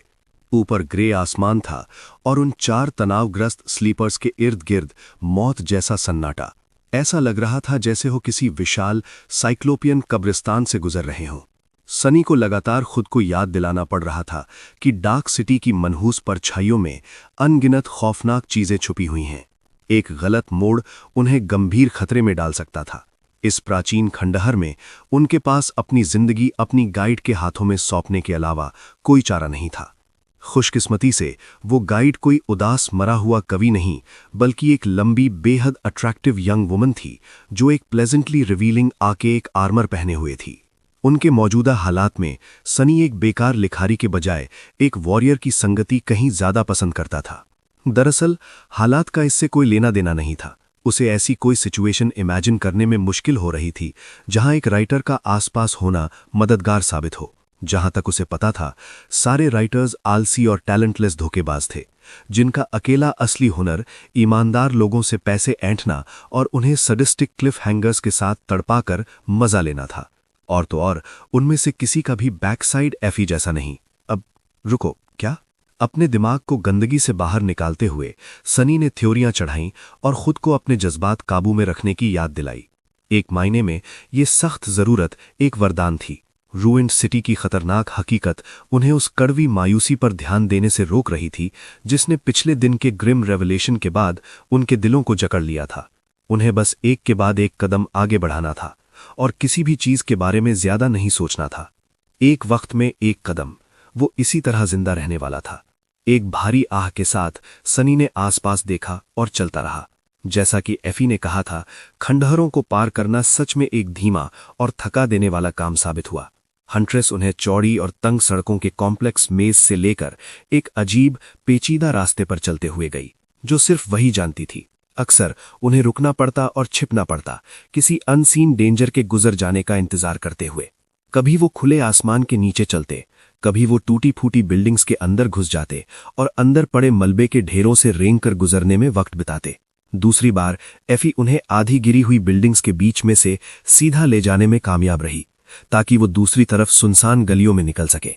एक दो बार वो छतों पर भी चढ़े और आगे बढ़ने के लिए खतरनाक हिलते हुए टाइल्स या नंगे सपोर्ट बीम्स पर चले, विशाल खाइयों के ऊपर से कूदते हुए और आधी सड़ी हुई लकड़ी के फट्टों पर बैलेंस बनाते हुए, जो किसी ने वहां खास तौर पर चौड़ी दरारों को पाटने के लिए रखे थे। इन पलों में या तो नेफ या सनी कैसी को अपनी बाहों में उठा लेते। सनी ये देखकर हैरान था कि कुछ बिल्डिंग्स के इंटीरियर्स कितनी अच्छी तरह प्रिजर्व थे। ऐसा लग रहा था जैसे वहां रहने वाले बस कुछ दिन पहले ही गए हो, ना कि हकीकत में हजारों साल बीत गए हो। इस वजह से वो ये झलक देख पाया कि इस प्राचीन शहर के नागरिक इतना अरसा पहले कैसे रहते थे। ये एक अजीब और डरावना नजारा था। वो ये भी साफ समझ पा रहा था कि एफी सच में रूइंस को बहुत अच्छी तरह जानती थी। जहां भी वो गए वहां उसके पिछले विजिट्स और तैयारियों के निशान थे। छतों के बीच की गैप्स पर रखे फट्टों से लेकर इम्प्रोवाइज्ड रास्तों को छुपाने के लिए इस्तेमाल किए गए भारी पत्थर के स्लैब्स तक, ये साफ था कि उसने इस जानलेवा भूल भुलैया के बड़े हिस्सों को अपने प्राइवेट हंटिंग ग्राउंड्स में बदलने के लिए सालों की कड़ी मेहनत की थी। उसके दिल में उस लापरवाह दिखने वाली यंग वुमन के लिए एक नई इज्जत पैदा हो गई थी। वो इस कर्स्ड रूइंस के सफर को लगभग सेफ और आसान दिखा रही थी, हालांकि वो जानती थी कि सच इससे कोसों दूर था। दरअसल उसे शक था कि मौत लगातार उनकी गर्दन पर सांस ले रही थी, जो सिर्फ एफी की नॉलेज और सही वक्त पर लिए गए फैसलों की वजह से दूर थी। कई ताजी कटी फटी लाशें जिनसे वो टकराए थे, इस बात का साफ सबूत थी कि डार्क सिटी खौफनाक जिंदगी से भरी हुई थी। यहां तक कि डरावने नाइटमेयर क्रीचर्स भी यहां सेफ नहीं थे। कई बार उन्होंने पत्थर पर पंजों के रगड़ने की दूर से आती आवाजें सुनी, भारी कदमों के नीचे जमीन को हिलते हुए महसूस किया या बादलों के बीच से गिरती हुई तेज परछाइयों को नोटिस किया। उन पलों में एफी तुरंत अपना रास्ता बदल लेती या बिना किसी गलती के एक परफेक्टली हिडन जगह ढूंढ लेती। उससे मिलना सच में किस्मत का एक रेयर खेल था। लेकिन जैसे जैसे हर घंटा बीत रहा था, सनी और भी गंभीर होता गया। चाहे इस कर्स्ड जगह में उनका कैसा भी फ्यूचर इंतजार कर रहा हो, उसे कोई शक नहीं था कि उन्हें खाने के लिए शिकार भी करना होगा। इसका मतलब ये था कि उसे वो सारी चीजें सीखनी होंगी जो एफी ने सीखी थी, और शायद उससे भी ज्यादा। ये काम बेहद मुश्किल लग रहा था। उसे ये भी यकीन नहीं था कि वो इसे पूरा कर पाएगा या नहीं। कम से कम वो ये अकेले नहीं करने वाला था। पार्टनर बनने के लिए चेंजिंग स्टार थी और कैसी भी। उनकी मौजूदगी ने उसे शांत किया। इस भयंकर नर्क में अकेले रहना, वो इस बारे में सोचना भी नहीं चाहता था। ऐसी मनहूस जिंदगी उसे यकीनन मार डालेगी, और अगर नहीं तो कम से कम उसे पागल तो कर ही देगी। उस पॉइंट पर वो वैसे भी जिंदा रहना नहीं चाहेगा। कौन ऐसी मिजरी बर्दाश्त करेगा? ऐसी चीज के बारे में क्यों सोचना जो कभी होने ही नहीं वाली। नेफ और कैसी को देखते हुए सनी ने एक मुस्कुराहट छुपाई और एफी तक पहुंचने के लिए जल्दी की। सोचा जाए तो उसके हालात उस जिद्दी हंट्रेस से कहीं बेहतर थे। उसके साथ भरोसेमंद साथी थे, जिनके साथ उसने भरोसे और दोस्ती के रिश्ते बनाए थे। वो तीनों एक दूसरे को मजबूत बनाते थे।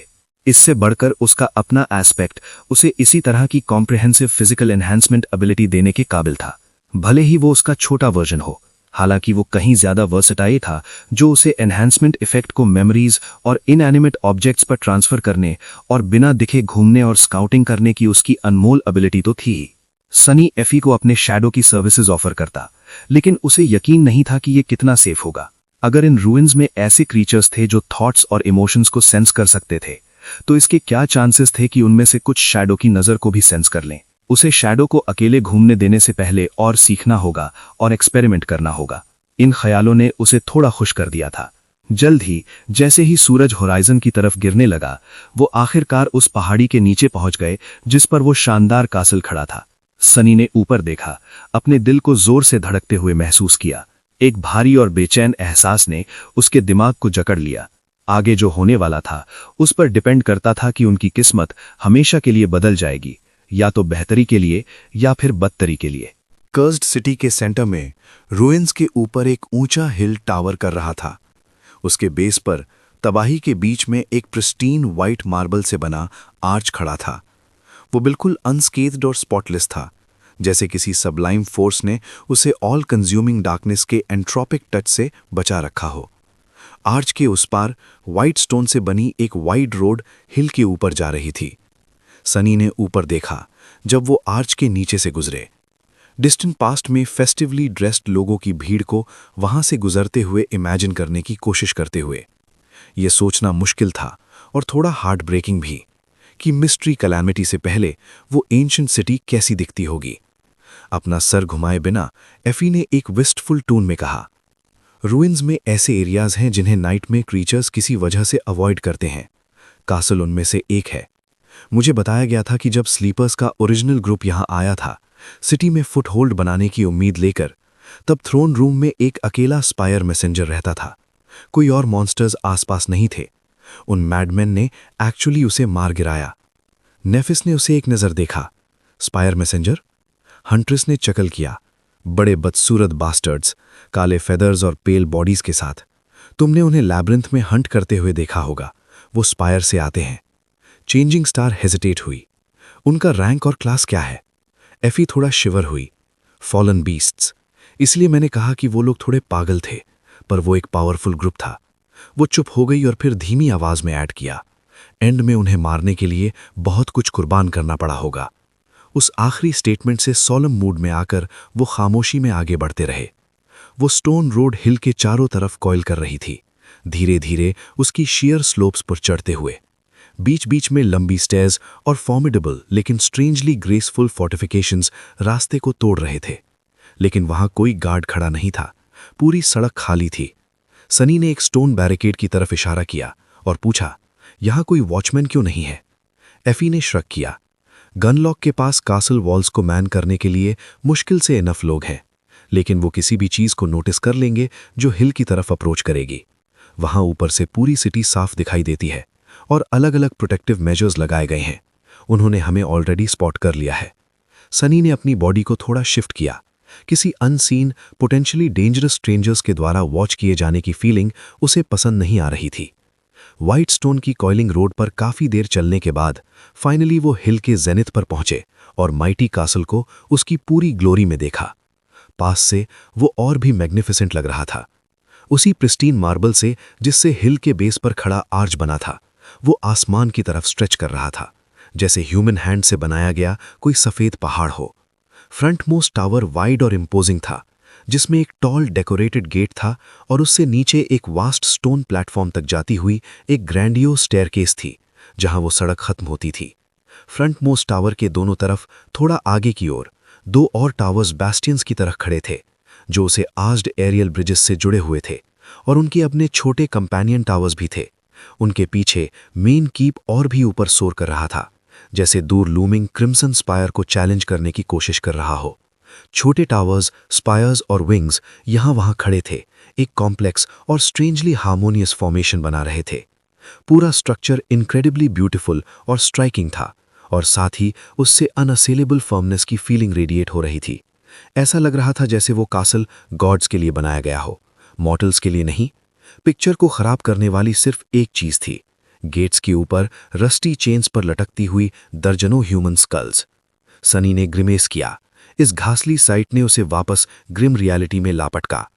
उसकी नज़र नीचे गई और तभी उसने स्टोन प्लेटफॉर्म पर बने हुए दर्जनों क्रूड मेकशिफ्ट होवल्स को नोटिस किया। वो रबल के टुकड़ों, सड़ती हुई लकड़ी और मॉन्स्टर हाइट्स के टुकड़ों से बने थे और पत्थरों से क्योटिकली चिपके हुए थे, जैसे हवा में उड़ जाने से डर रहे हों। कुछ मोमेंट्स बाद एक अनप्लेजेंट, स्ट्रेंजली फेमिलियर स्मेल उसकी नाक को हिट की। ये स्लम्स की मोटली लेकिन अनडिस्टिंग्विशेबल बदबू थी। ये बदबू आउटस्कर्ट्स की पॉइजनस रीक जैसी बिल्कुल नहीं थी और साथ ही बिल्कुल वैसी ही थी। सनी एक क्रुक्ड स्माइल किए बिना नहीं रह पाया। जी, बस मैं घर आ गया। होवल्स के बीच कमजोर और एम्प्टी आइड लोग अपनी पिटेबल एग्जिस्टेंस ईक आउट करने में बिजी थे। वो डर्टी रैग्स और शाइनी मेमोरीज के स्ट्रेंज मिक्स में ड्रेस्ड थे। जिन लोगों ने आर्मर पहना था वो बाकियों के बीच रेयर ऑडिटीज की तरह स्टैंड आउट कर रहे थे। उनमें से ज्यादातर एक्सट्रीमली यंग थे, सनी से मुश्किल से कुछ साल बड़े थे। जहां वो खड़ा था वहीं से उनकी थकान और डेस्परेशन को स्मेल कर सकता था। सनी सच में हंसना चाहता था। नाइटमेयर स्पेल से इन्फेक्ट होने के बाद से उसने जो कुछ भी झेला था, उसके बाद साइकिल फाइनली कंप्लीट हो गई थी। वो वहीं वापस आ गया था जहां से शुरू किया था, बस हालात पहले से बहुत खराब थे। क्या ये सबसे फनी चीज नहीं थी? अगर ये किस्मत नहीं थी तो उसे नहीं पता था कि क्या थी। ओह, द आयरनी। चेंजिंग स्टार की आवाज ने उसे उसकी रेवरी से बाहर खींच लिया। Sunny, are you okay? उसने कुछ बार ब्लिंक किया, फिर धीरे से घूमकर उसकी तरफ देखा और एक ब्रीफ पॉज के बाद कहा, या बस पुरानी यादें ताज़ा कर रहा था। उसकी आवाज में जरूर कुछ स्ट्रेंज सुना होगा, क्योंकि नेफिस ने मुड़कर एक शॉर्ट नॉट देने से पहले उसे एक लॉन्ग लुक दिया। गुड, अभी रिलैक्स मत हो जाना। फिर वो एफी की तरफ मुड़ी और पूछा, अब हम क्या करें? हंट्रेस ने चारों तरफ देखा और श्रक किया। जल्दी अंधेरा होने वाला है, तो मैं एडवाइस करूंगी कि उससे पहले कोई शेल्टर ढूंढ लो। एक खाली हट के लिए लुक अराउंड करो। हर सीजन इतने लोग मरते हैं तो हमेशा काफी खाली हट्स मिल जाते हैं, वरना तुम में से 2 लोग ट्रिब्यूट पे करके कासल में जा सकते हैं, पर तीसरे को यहीं रुकना पड़ेगा। चेंजिंग स्टार वहीं रुकी रही, फिर कहा, तुम्हारा क्या? एफी ने ग्रिन किया, मेरा क्या? वो सामने वाला लग्जरी 1 बेडरूम कॉटेज मेरा है। माइंड यू, वो यहां मिलने वाले बेस्ट काइंड ऑफ क्रैप से बना है। हालांकि है वो क्रैप ही। खैर, मैं घर जा रही हूं अपने लिए एक हार्टी सफर बनाने और फिर सोने। मैं पिछले कुछ दिनों से डेड टायर्ड हूं। सॉरी, मैं गेस्ट्स होस्ट नहीं करती। नेफिस उसे देखती रही। ऑब्वियसली वो और कुछ कहना चाहती थी, फिर बस नॉट किया। आई सी, हमारे लिए तुमने जो कुछ भी किया उसके लिए थैंक यू, मैं इसे भूलूंगी नहीं। एफी ने मुस्कुराया, उसके शोल्डर पर पैट किया और सनी और कैसी की तरफ मुड़ी। Bye doofus, bye doll, see you around. इसके साथ वो वहां से एक चीयरफुल मेलोडी विसिल करते हुए चली गई। वो तीनों अचानक अकेले रह गए, लॉस्ट और अनश्योर कि क्या करना है। आउटर सेटलमेंट के इनहैबिटेंट्स ने उन पर ज्यादा ध्यान नहीं दिया, बस कभी कभी उन 3 यंग स्ट्रेंजर्स पर एक इनडिफरेंट ग्लांस डालते थे। सिर्फ कैसी की ब्यूटी ने कुछ intense, darkly fascinated gazes attract किए। डिसोरिएंटेड साइलेंस में 1 मिनट बीतने के बाद चेंजिंग स्टार ने हेजिटेंटली वो 2 सोल शार्ड्स निकाले जो उन्होंने रोलिंग स्टोन के रिमेन से कलेक्ट किए थे, और अपने हाथ में पड़े उन ग्लिमरिंग क्रिस्टल्स को देखा। उन्हें एक फैसला लेना था। चैप्टर 133। नेफिस ने उन शिमरिंग क्रिस्टल्स को पकड़ा हुआ था, उन्हें एक हैवी एक्सप्रेशन के साथ देखते हुए। सनी भी उन शार्ड्स को घूर रहा था, उसका दिमाग डार्क थॉट्स से भरा हुआ था। शैटर्ड सूल्स के रेमनेंट्स डस्क की डिम ट्वाइलाइट में सॉफ्टली ग्लो कर रहे थे। उनके चारों तरफ आउटर सेटलमेंट के इनहैबिटेंट्स रात होने से पहले अपने पिटिफुल हॉवल्स के अंदर जाने की जल्दी कर रहे थे। सूरज पहले ही क्रिम्जन स्पायर के साइक्लोपियन सिलुएट के पीछे छुप चुका था, दुनिया को अपनी ईयरी शैडो में डुबोते हुए। हवा डर और चिंता से भरी थी। उसने ग्रिमिस किया, तुम क्या सोच रही हो? चेंजिंग स्टार ने साई किया और ऊपर देखा। उसका आइवरी चेहरा हार्श और थॉटफुल था। वो कुछ देर खामोश रही और फिर अपनी यूजुअल काम टोन में कहा, हमें अलग होना पड़ेगा। सनी हंसे बिना नहीं रह सका। तुम्हें पता है ना कि ऐसी सिचुएशंस में जब लोग स्प्लिट अप होते हैं तो आमतौर पर क्या होता है? उसने अपनी कोल्ड ग्रे आइज में बिना किसी ह्यूमर के उसे घूरा। ये कोई ड्रामा नहीं है सनी। हमारे पास हम में से 2 लोगों को 1 हफ्ते के लिए खाना और शेल्टर प्रोवाइड करने के साधन है। इस अपॉर्चुनिटी को छोड़ने का कोई रीजन नहीं है। कैसी उसकी तरफ मुड़ी। उसके चेहरे पर एक कंफ्यूज्ड एक्सप्रेशन था। पर तीसरे का क्या? उनके बीच एक अनकंफर्टेबल साइलेंस छा गई जिसे सिर्फ विस्लिंग विंड ने तोड़ा। सनी ने ब्लाइंड गर्ल को देखा, फिर नेफिस को और आखिर में खुद पर एक नजर डाली। उनमें से कौन बिटर कोल्ड में भूखा रहने वाला था जबकि बाकी दोनों कासल की कंफर्टेबल सेफ्टी में पेट भर खाना खा रहे होंगे।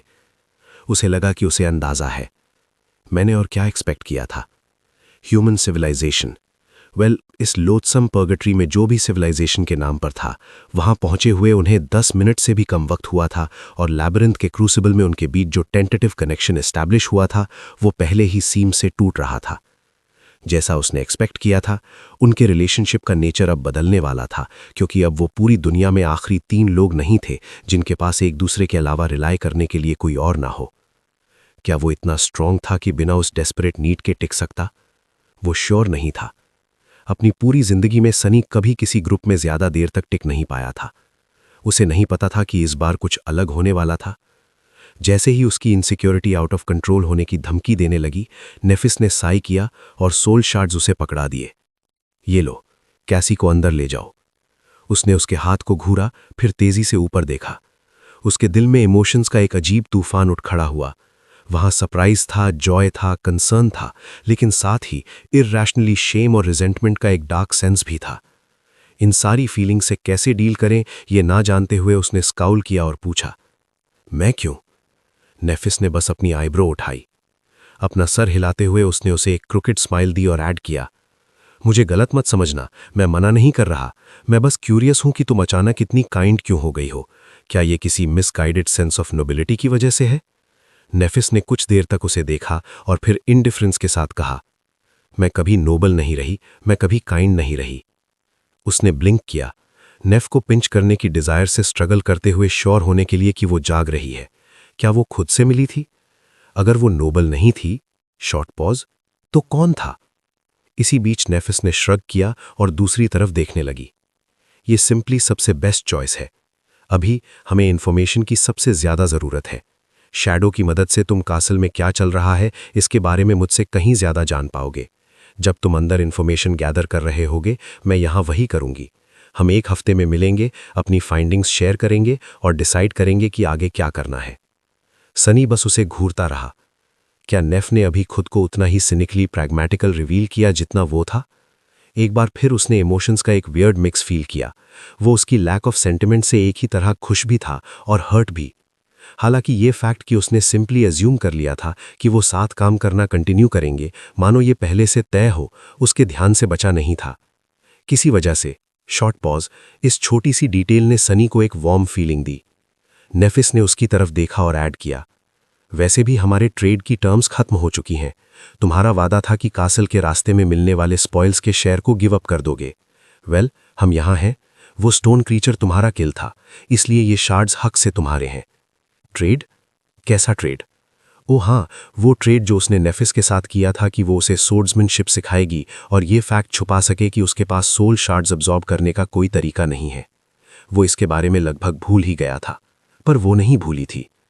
अब जब सनी को इसकी एग्जिस्टेंस की याद दिलाई गई और रियलाइज किया कि ये खत्म हो चुका है, तो उसे अचानक रिग्रेट का एक पैंग महसूस हुआ।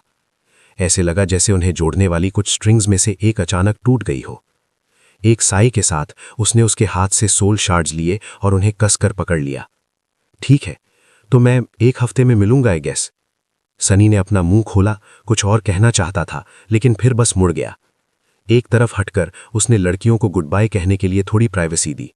जल्द ही कैसी का डेलिकेट हाथ उसके कंधे पर आ गया। सनी ने ब्लाइंड गर्ल पर एक नजर डाली, थोड़ी देर चुप रहा, फिर पूछा, क्या तुम तैयार हो? आंसर करने से पहले वो हेजिटेट हुई। जब उसने जवाब दिया तो उसकी आवाज में उदासी की एक झलक थी। हां। इसके साथ ही वो वहां से चले गए और नेफिस को पीछे छोड़ दिया। डिसेंडिंग नाइट की बढ़ती हुई डार्कनेस में अकेला खड़ा हुआ। जैसे ही वो ऑर्नेट गेट से गुजरे, उनके सामने एक बड़ा हॉल खुल गया। ऊपर से एक अजीब सरसराहट सुनकर सनी ने अपना सर उठाया और स्टेन्ड ग्लास पेन्स वाली ऊंची खिड़कियां देखीं जो डिस्टेंस सीलिंग तक जा रही थीं। दिन के वक्त हॉल ब्यूटीफुल लाइट की कैस्केडिंग रेस से भर जाता होगा। हालांकि अभी कई यंग विमेन फुर्ती से एक खिड़की से दूसरी खिड़की पर जा रही थीं, उन्हें क्रूड फैब्रिक की मोटी शीट से ढकने के लिए। वो जिन मेकशिफ्ट वुडन लैडर्स का यूज कर रही थीं, वो क्रीक और क्रैक कर रही थीं, जिससे एक अजीब और ऑलमोस्ट मेलोडिक साउंड क्रिएट हो रहा था। ऐसा लग रहा था जैसे फैब्रिक की शीट्स को इस तरह से बांधा जा रहा था कि रात के वक्त लाइट की सबसे छोटी झलक भी कैसल से बाहर ना जा सके। सनी को शक था कि मार्बल फोर्ट्रेस की हर खिड़की को इस वक्त इसी तरह कवर किया जा रहा होगा। जैसे ही ये ख्याल उसके दिमाग में आया, उनकी पीठ के पीछे एक तेज शोर गूंजा। मुड़कर उसने देखा कि ऑर्नेट गेट्स बंद हो रहे थे।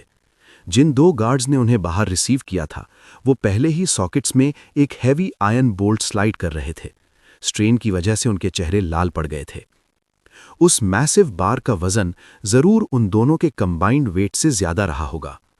कैसल अब बाहर की दुनिया से सील हो चुका था, कर्स्ड डार्कनेस के हमले का सामना करने के लिए तैयार। अचानक सनी को लगा जैसे वो किसी पिंजरे में फंसा हुआ जानवर है। खुद को शांत करने की कोशिश करते हुए उसने चारों तरफ देखा और एक ऑप्युलेंट वुडन डेस्क नोटिस किया जो ग्रैंड हॉल में बिल्कुल आउट ऑफ प्लेस लग रहा था। इसे जरूर मार्बल सिटाडेल के किसी और हिस्से से खींचकर यहां लाया गया होगा। डेस्क के पीछे नर्वस आंखों वाला एक गॉन्ट यंग मैन पार्चमेंट के टुकड़े पर कुछ लिख रहा था। यह सब कुछ स्ट्रेंजली किसी लग्जूरियस होटल के रिसेप्शन डेस्क जैसा लग रहा था, या फिर जैसा सनी इमेजिन करता था कि वो कैसी दिखती होगी। जाहिर है वो कभी एक्चुअली किसी होटल में गया नहीं था।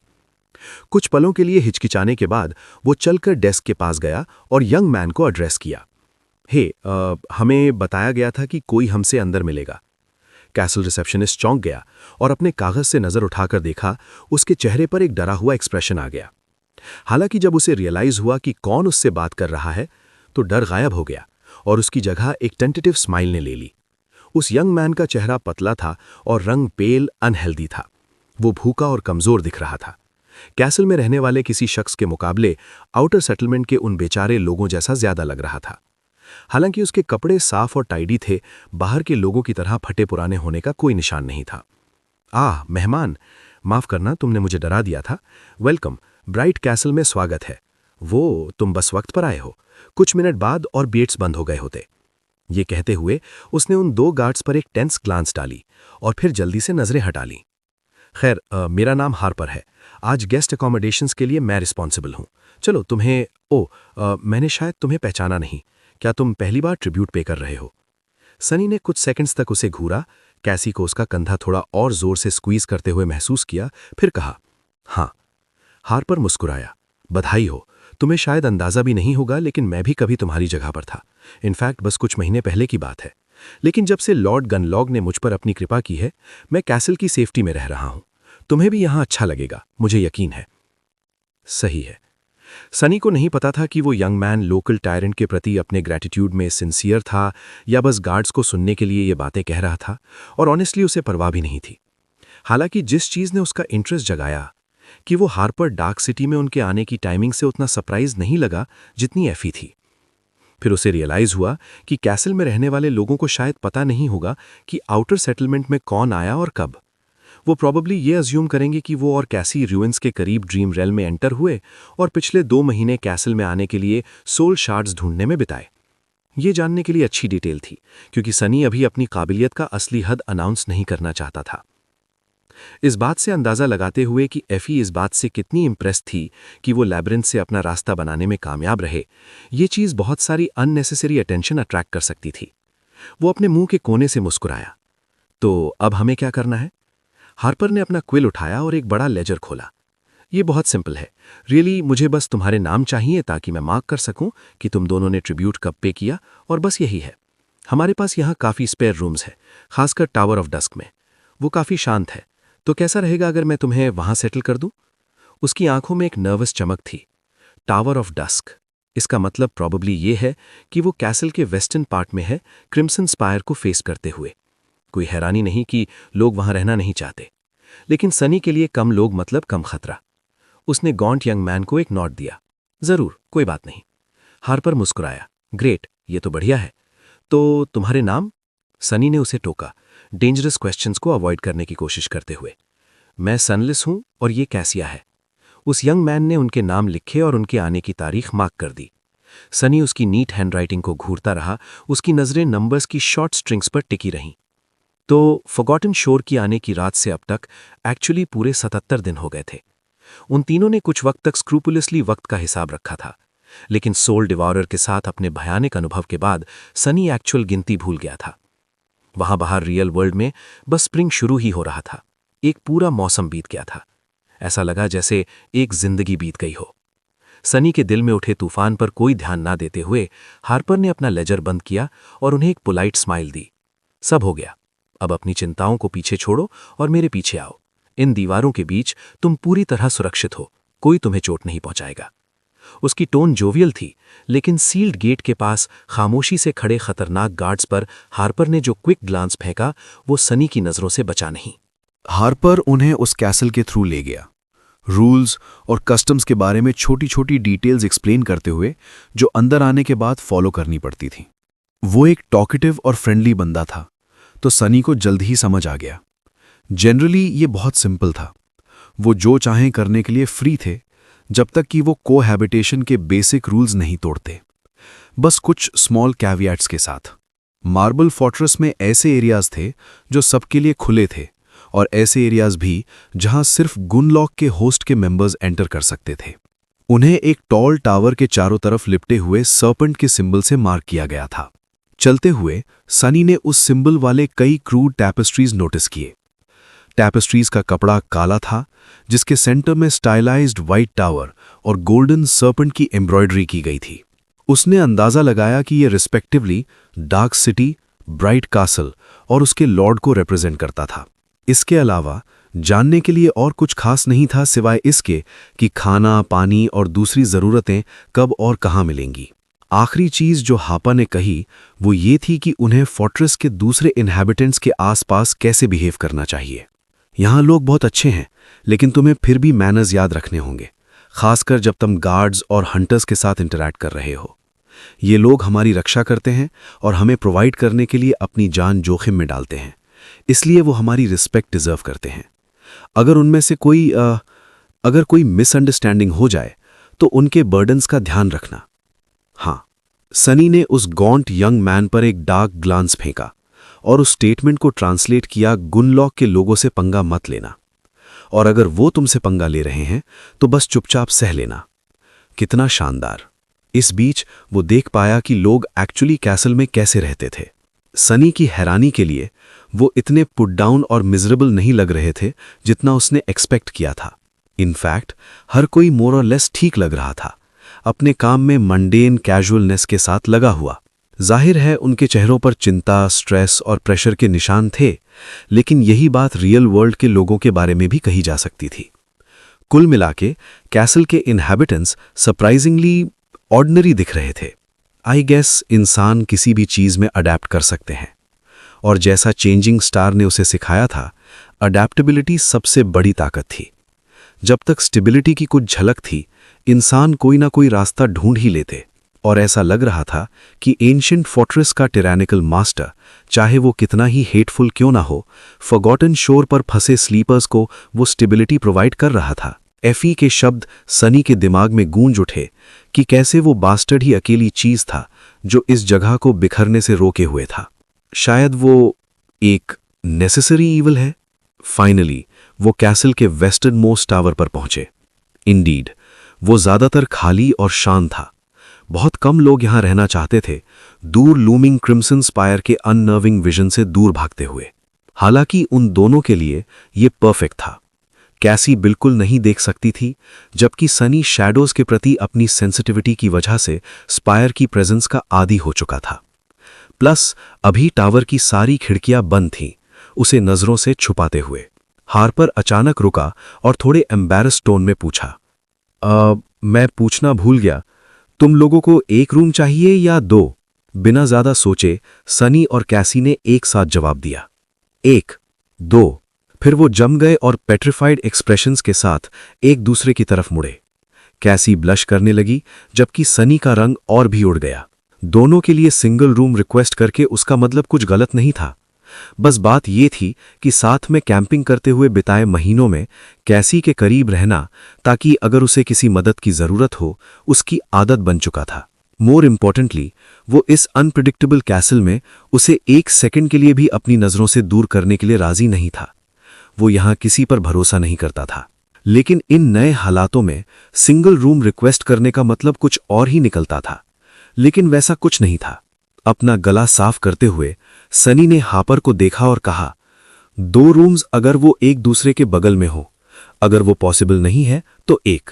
स्किटिश यंग मैन ने अपने सर के पीछे खुजलाया और फिर थोड़े सरप्राइज टोन में जवाब दिया, ठीक है, मुझे लगता है मैं तुम्हारे लिए 2 एडजेसेंट रूम्स ढूंढ सकता हूं, मेरे पीछे आओ। इसके साथ वो आगे बढ़ने लगा। सनी ने कैसी की तरफ देखा, फिर अपना सर हिलाया और हार्पर के पीछे चल दिया। वो गलत नहीं समझेगी ना। जल्द ही वो 2 मजबूत लकड़ी के दरवाजों के सामने खड़े थे। हार्पर ने सनी को 2 आयरन कीज पकड़ाई और मुस्कुराया। हम पहुंच गए। रूम्स बहुत बड़े नहीं हैं, लेकिन वो काफी कोजी हैं। अपनी पहली सुरक्षित रात एंजॉय करो दोस्तों। तुमने जरूर लंबे वक्त से सेफ महसूस नहीं किया होगा। मुझे पता है कि कैसल में आने से पहले मैंने कभी नहीं किया था। थैंक हेवंस की वो वक्त अब बीत गया है। खैर, खाना कल सूरज उगने के 1 घंटे बाद सर्व किया जाएगा, कीप के मेन हॉल में। वहीं मिलते हैं। इसके साथ उसने आखिरी बार उन पर एक नजर डाली, शीमिशली मुस्कुराया और चला गया। सनी और कैसी ऑकवर्ड साइलेंस में अकेले रह गए। अभी भी थोड़ा एम्बैरेस्ड फील करते हुए सनी ने साय किया और कहा, मुझे उम्मीद है कि तुमने ये नहीं सोचा कि मैं। कैसी अचानक खिलखिलाकर हंस पड़ी। मुझे पता है, मैंने बस ये एक्सपेक्ट नहीं किया था। लेट मी गेस, तुम इस कैसल के हर एक इंसान पर शक करते हो और इसलिए बाज की तरह मुझ पर नजर रखने वाले हो ताकि उन सबको डराकर भगा सको। एक ओवर प्रोटेक्टिव, मीन, वायलेंट बड़े भाई की तरह, राइट? एक मुस्कुराहट के साथ उसने अपना सर इधर उधर घुमाया, फिर ऐड किया, सच कहूं तो मुझे भी यहां सेफ फील नहीं हो रहा, सो थैंक यू। हालांकि मुझे ये कहना पड़ेगा, ये जगह ऑलमोस्ट एक होटल जैसी लग रही है। मेरे पेरेंट्स एक बार मुझे माउंटेन वेकेशन पर ले गए थे और हम एक रियली ओल्ड होटल में रुके थे। उसका नाम क्या था? ओवरगेज, ओवरलुक, एनीवे, ये जगह बिल्कुल वैसी ही है। सनी ने ग्रिन किया। है ना? मेरा पहला ख्याल भी यही था। जाहिर है ये तब अगर उस होटल में सैकड़ों नाइटमेयर स्पेल कैरियर्स भरे हों, जिसका मालिक एक मर्डरस टायरेंट हो और कुछ होने पर मदद के लिए बुलाने के लिए आसपास एक भी पुलिस ऑफिसर ना हो। फनी, सनी ने अपनी जिंदगी का ज्यादातर हिस्सा पुलिस से डरते हुए और उन्हें हर कीमत पर अवॉइड करने की कोशिश में बिताया था, लेकिन अब वो एक्चुअली उन्हें बहुत मिस कर रहा था। स्टडी दरवाजे के दूसरी तरफ स्टोन वॉल्स वाला एक छोटा सा कमरा था, जिसमें एक अकेली तंग खिड़की थी जो वुडन शटर्स से बंद थी और मोटी चादर से ढकी हुई थी।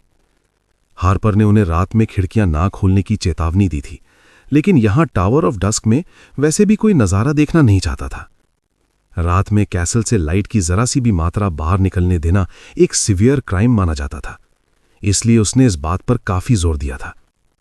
जाहिर है उस गॉन्ट यंग मैन को नहीं पता था कि सनी और कैसी में से किसी को भी अंधेरे में मूव करने के लिए लाइट की जरूरत नहीं थी। वो चाहते तो खिड़कियां जितनी चाहें उतनी खोल सकते थे, हालांकि उनके पास ऐसा करने की कोई वजह नहीं थी। कमरे के अंदर स्ट्रॉ मैट्रेस वाला एक बिस्तर, एक कमजोर सा चेस्ट और एक छोटा डेस्क था। डेस्क पर पानी से भरा एक बेसिन, साफ कपड़े की कुछ स्ट्रिप्स और एक ऑयल लैंप रखा था। वहां पॉलिश्ड ब्रॉन्ज से बना एक छोटा राउंड मिरर भी था। सनी ने अपने रिफ्लेक्शन की एक झलक देखी और फ्लिंच किया, जैसे किसी अजनबी को देख लिया हो। पिछले 2 महीनों में उसने शैडो की आंखों से खुद को कई बार देखा था, लेकिन यह वैसा नहीं था। वो बहुत बदल गया था। उसका चेहरा अब कहीं ज्यादा शार्प और एंगुलर था। यूथ की आखिरी निशानियां लैब्रिंथ के हार्श गॉन्टलेट ने वहां से भगा दी थीं। हालांकि शुरुआत से ही सनी के पास वो सब ज्यादा नहीं था। वो पतला और पेल था। उसकी आंखों के नीचे डार्क सर्कल्स और एक्सट्रीम एग्जॉशन के दूसरे निशान थे। उसके काले बाल लंबे हो गए थे, जो एक डर्टी मेस की तरह उसकी आंखों पर गिर रहे थे। हालांकि जो चीज सबसे ज्यादा बदली थी वो थी खुद उसकी आंखें। उनकी डार्क डेप्थ्स में गहराई में काम, हैवी, ब्लीक कोल्डनेस की चमक थी जो पहले वहां नहीं थी। एक शॉकिंग रियलाइजेशन के साथ सनी को समझ आया कि अब उसके पास भी एक सीजन फाइटर का लुक था। ऐसे लोगों की आंखों में छुपे हुए कैलकुलेटिंग कोल्डनेस के टाइप को आउटस्कर्ट्स में मर्डर मैथ के नाम से जाना जाता था। हीरो और नेफिस में भी वो क्वालिटी थी। सिर्फ उनके केस में ये उन्हें ट्रू वॉरियर्स जैसा दिखाता था। दूसरी तरफ सनी की आंखें एक किलर की थीं, और उससे भी गहराई में जो सिर्फ उसे दिखाई देता था। वीवर की इनह्यूमन लेगेसी के गोल्डन थ्रेड्स अंधेरे में मिस्टीरियसली ग्लो कर रहे थे। अपने रिफ्लेक्शन को घूरते हुए सनी डार्कली मुस्कुराया और एक अजीब होर्स आवाज में कहा, लुकिंग गुड सनलेस। बहुत सोच विचार करने के बाद उसने अपनी शैडो को कैसी के दरवाजे पर गार्ड करने के लिए छोड़कर सॉफ्ट मैट्रेस पर गिर पड़ा, खुद को कंबल में लपेटा और सोने की कोशिश करने लगा। यहां माइटी कैसल की सेफ्टी में सैकड़ों लोगों से घिरा हुआ एक असली बिस्तर पर लेटे हुए ये मानना मुश्किल था कि बस कुछ दिन पहले वो एक रिकटी बोट पर डेडली सी की कर्स्ड डार्कनेस में ट्रैवल कर रहा था, कोरल लैब्रिंथ के बिजार लैंडस्केप में टेरिफाइंग मॉन्स्टर्स से लड़ रहा था और एक एंशिएंट सोल डिवाउरिंग ट्री की ग्लटनस हंगर के सामने टुकड़ों में अपना दिमाग खो रहा था। ये सब एक फीवरिश ड्रीम जैसा लग रहा था। ये बुरा नहीं है, उस ख्याल के साथ वो सो गया। सुबह धुलकर और रिफ्रेश होकर उसने हॉलवे में कैसी का इंतजार किया, यहां तक कि पपटियर्स श्राउड, जिसे आखिरकार सोल सी में एक डिसेंट लंबे वक्त के लिए लौटकर और खुद को रिस्टोर करने का मौका मिला था, एक बार फिर साफ और टाइडी लग रहा था। उस बेचारे आर्मर ने इतना अब्यूज झेला था जो दर्जनों स्लीपर्स को मारने के लिए काफी था, फिर भी वो मजबूती से टिका रहा और कई मौकों पर उसकी जान बचाई। सनी को याद आया कि वो कितना लकी था जो उसे ये मिला था। ब्लाइंड गर्ल ने उसे ज्यादा इंतजार नहीं करवाया। जल्द ही वो अपने कमरे से बाहर आई, जो प्रैक्टिकली लवलीनेस और फ्रेशनेस के साथ ग्लो कर रही थी। ऐसा लगा था जैसे कैसी ने भी वही चीजें की थी जो सनी ने की थी। वाइल्डनेस में खून और गंदगी में रेंगते हुए महीने बिताने के बाद आखिरकार वो दोबारा इंसान दिख रहे थे और महसूस कर रहे थे। Good morning. सनी ने ब्लिंक किया। वो आखिरकार भूल ही गया था कि कैसी कितनी स्टनिंग थी। अपने delicate features, bright blue eyes और पेल ब्लॉन्ड हेयर के साथ वो एक ब्यूटीफुल पोर्सलिन डॉल जैसी लग रही थी। ब्लाइंड गर्ल ने इंचांटेड क्लोक को हटा दिया था और वो सिर्फ एक लाइट ट्यूनिक पहने हुए थी, पैलों में लेदर सैंडल्स के साथ। वो ब्रेथ टेकिंग से कम नहीं थी। उसने अपनी आंखें बंद की और साय किया। ये मुसीबत की तरह स्मेल कर रहा है। गुड मॉर्निंग कैसी। वो अपना सर उसकी तरफ मोड़कर नाक सिकोड़ने लगी। सनी ने फ्राउन किया। क्या? ब्लाइंड गर्ल ने अपनी भौएं सिकोड़ी। पता नहीं, तुम अलग स्मेल कर रहे हो। उसने कुछ मोमेंट्स तक उसे घूरा और फिर हंस पड़ी। अगर ये कहने का तुम्हारा तरीका है कि मैं पहले बदबू मारता था तो thank you I guess. Giggling करते हुए कैसी करीब आई और उसने अपना हाथ उसके कंधे पर रखा। मेरा वो मतलब नहीं था। खैर, चलो खाना खाते हैं। दोनों अजीब से अच्छे मूड में थे। सनी ने कैसी को कैसल के मेन कीप की तरफ गाइड किया, उस रास्ते को फॉलो करते हुए जो हार्पर ने पिछली शाम उन्हें समझाया था। रास्ते में वो उन दरवाजों और कॉरिडोर से बचने के लिए सावधान था जिन पर व्हाइट टावर के चारों ओर लिपटे हुए गोल्डन सर्पेंट का सिंबल बना हुआ था। उसकी शैडो बाद में फोर्ट्रेस के फोरबिडन एरियाज पर एक नजर डालने वाली थी, मोस्ट लाइकली, लेकिन अभी के लिए उन्हें लो प्रोफाइल रहना था और मुसीबत से बचना था। कीप को ढूंढना मुश्किल नहीं था क्योंकि कई दूसरे स्लीपर्स भी वहां ब्रेकफास्ट करने जा रहे थे। कैसल में दिन में 2 बार खाना सर्व किया जाता था, एक बार सुबह और एक बार सूरज डूबने से ठीक पहले। अगर आपने एक मिस कर दिया और खाना हासिल करने का कोई और तरीका नहीं है तो आपको बाकी दिन भूखा रहना पड़ेगा। सनी क्यूरियोसिटी के साथ स्लीपर्स को ऑब्जर्व कर रहा था, कभी कभी धीमी आवाज में कैसी को उनके बारे में डिस्क्राइब करते हुए। कैसल के रहने वाले आउटर सेटलमेंट के डेस्परेट ड्वेलर्स से बहुत अलग थे। वो जनरली हेल्दी लग रहे थे या कम से कम वेल फेड। यहां आर्मर टाइप मेमोरीज की तादाद भी काफी ज्यादा थी, हालांकि कई लोग अभी भी मंडेन फैब्रिक्स के कपड़े पहने हुए थे। उनमें से लगभग सभी यंग और ब्यूटीफुल थे। उनमें से सिर्फ 1-2 लोग ही ऐसे दिखे जो अपने अर्ली 20s को क्रॉस कर चुके हों। इसके बावजूद लुक्स के मामले में कुछ ही कैसी से कंपेयर कर सकते थे। फाइनली उन्होंने कीप के मेन हॉल में एंटर किया, जहां सुबह की भूखे स्लीपर्स की भीड़ को अकोमोडेट करने के लिए लंबे वुडन टेबल्स लगाए गए थे। अचानक सैकड़ों आंखें कैसी और सनी को घूरने के लिए मुड़ी। अपनी स्पाइन में कोल्ड शिवर्स दौड़ते हुए महसूस करके वो घबरा गया। क्रैप। चैप्टर 137। माइटी कासल का मेन हॉल अपीयरेंस में ग्रैंडियोज और मेजेस्टिक था। सुबह के सूरज की जेंटल लाइट ऊंची खिड़कियों से कैस्केड हो रही थी और वाइट मार्बल वॉल से रिफ्लेक्ट होकर उसे एक ब्राइट रेडियंस से भर रही थी, जैसे उससे रोशनी से नहला रही हो। दीवारें इंट्रिकेट कार्विंग से डेकोरेटेड थीं, जो दर्जनों मीटर्स तक फैली थीं, एक रीगल टेपेस्ट्री बनाते हुए। हॉल के दूसरे सिरे पर सीढ़ियों का एक सेट एक डार्क एल्कोव की तरफ जाता था। एल्कोव की पिछली दीवार में कई छोटे होल्स कटे हुए थे और उनके थ्रू डीप डार्कनेस में चमकती हुई सनलाइट के साथ ऐसा लग रहा था मानो स्टारलिट नाइट स्काई का कोई टुकड़ा किसी तरह कैसल के अंदर कैद हो। उस रोशनी के नीचे एक खाली सफेद सिंहासन खड़ा था। सनी ने कुछ पलों तक उस थ्रोन को घूरा, फिर अपनी नजरें नीचे की ओर उन सैकड़ों लोगों पर डालीं जो उन्हें देख रहे थे। लंबे वुडन टेबल्स ग्रैंड हॉल की लंबाई में लगाए गए थे, जिनके पीछे क्रूड बेंचेस पर स्लीपर्स की एक मोटली क्राउड बैठी थी, अपना खाना खत्म करने में बिजी। उनके ग्रुप होने के तरीके में किसी तरह की हायरार्की थी, लेकिन सनी उसे अभी समझ नहीं पाया। फिलहाल उनमें से ज्यादातर उसकी दिशा में घूर रहे थे। सनी ने गल्प किया। उसे ये रियलाइज करने में कुछ सेकंड्स लग गए कि ये सारे लोग दरअसल उसे नहीं देख रहे थे। वो सब कैसी को देख रहे थे, जो क्लियरली उसकी लवलीनेस से चौंक गए थे। क्रैप, जैसा उसने सोचा था, ये मुसीबत की तरह स्मेल कर रहा था। ब्लाइंड गर्ल इस बीच उसकी अपीयरेंस से हुई हलचल से अनजान थी। उसके मसल्स में सडन टेंशन महसूस करके उसने पूछा, सनी, तुम रुक क्यों गए? उसने अपनी आंखें सिकोड़ी, स्लीपर्स की भीड़ को अपना सबसे मेनेसिंग स्काउल दिया और फ्लैट टोन में जवाब दिया, बस नज़ारा देख रहा हूं। फिर सनी खाना राशन करने वाली यंग विमेन के पास गया, स्टीमिंग मॉन्स्टर मीट स्टू की 2 प्लेट्स लीं और कैसी को टेबल्स में से एक के एंड की तरफ रिलेटिवली एम्प्टी स्पॉट की तरफ गाइड किया। यहां तक कि वो 2 कप ऐसी चीज के भी लाया जो काफी हद तक चाय जैसी लग रही थी। बैठते हुए उसने क्रूडली मेड यूटेंसिल्स कैसी के हाथ में रखे और अपनी प्लेट को कुहरा। उसे ये सारी अटेंशन जरा भी पसंद नहीं आ रही थी। देखो तो कैस, इनके पास सब्जियां भी हैं। कसम से मेरे स्टू में टमाटर के कम से कम 2 टुकड़े हैं। या ये गाजर है? वो चीज़ क्या है जो लाल आलू जैसी लग रही है? सनी ने सिर्फ अकेडमी के कैफेटेरिया में वेजिटेबल्स देखी थीं, इसलिए वो उन्हें डिफ्रेंशिएट करने में बहुत माहिर नहीं था। टीचर जूलियस ने भी सिर्फ पासिंग में उनका जिक्र किया था, क्योंकि ड्रीम रेल्म में रियल वर्ल्ड की वेजिटेबल मिलने के चांसेस बहुत ज़्यादा नहीं थे। टू बी प्रिसाइज, उन्होंने ब्रीफली सनी को कॉमन अर्थ वेजिटेबल्स की पिक्चर्स दिखाई थीं और कहा था कि अगर उसे कभी कुछ ऐसा मिले जिसे देखकर वो सोचे, हाँ, ये चीज़ जानी पहचानी लग रही है, तो उसे मुड़ना चाहिए और भाग जाना चाहिए। कैसी ने अपने स्टू को स्मेल किया और एक स्माइल के साथ कहा, मुझे लगता है ये बीटरूट है। सनी ने ब्लिंक किया। इसके बारे में कभी नहीं सुना।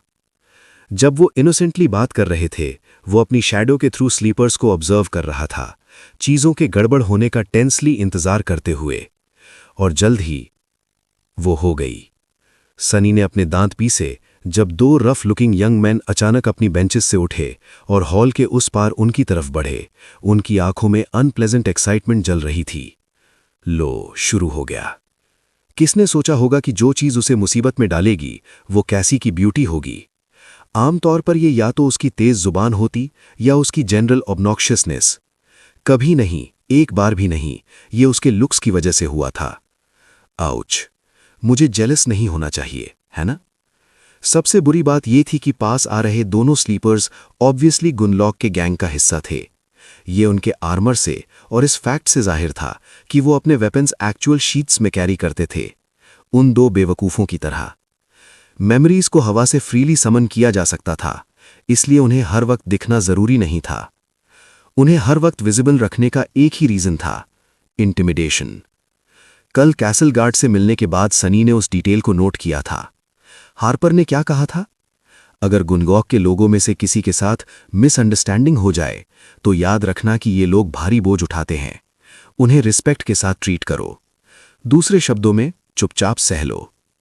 वो यंग मैन वल्गर स्माइल्स के साथ टेबल के उनके कोने के पास पहुंचे। वो साफ तौर पर अपनी नजरों से कैसी को अनड्रेस कर रहे थे। सनी ने अपना सर घुमाया और ऊपर उनकी तरफ देखा। आसपास बैठे स्लीपर्स ने हैवी लुक्स के साथ मुंह फेर लिया, जो साफ तौर पर डरे हुए और अनकंफर्टेबल थे। शायद वो बस हाय ही कहना चाहते हैं। सनी ने अपना मुंह खोला, रिस्पेक्टफुल, याद रखो, रिस्पेक्टफुल रहो, और कहा, तुम डीजेनरेट्स आखिर घूर क्या रहे हो? पूरा हॉल अचानक खामोशी में डूब गया।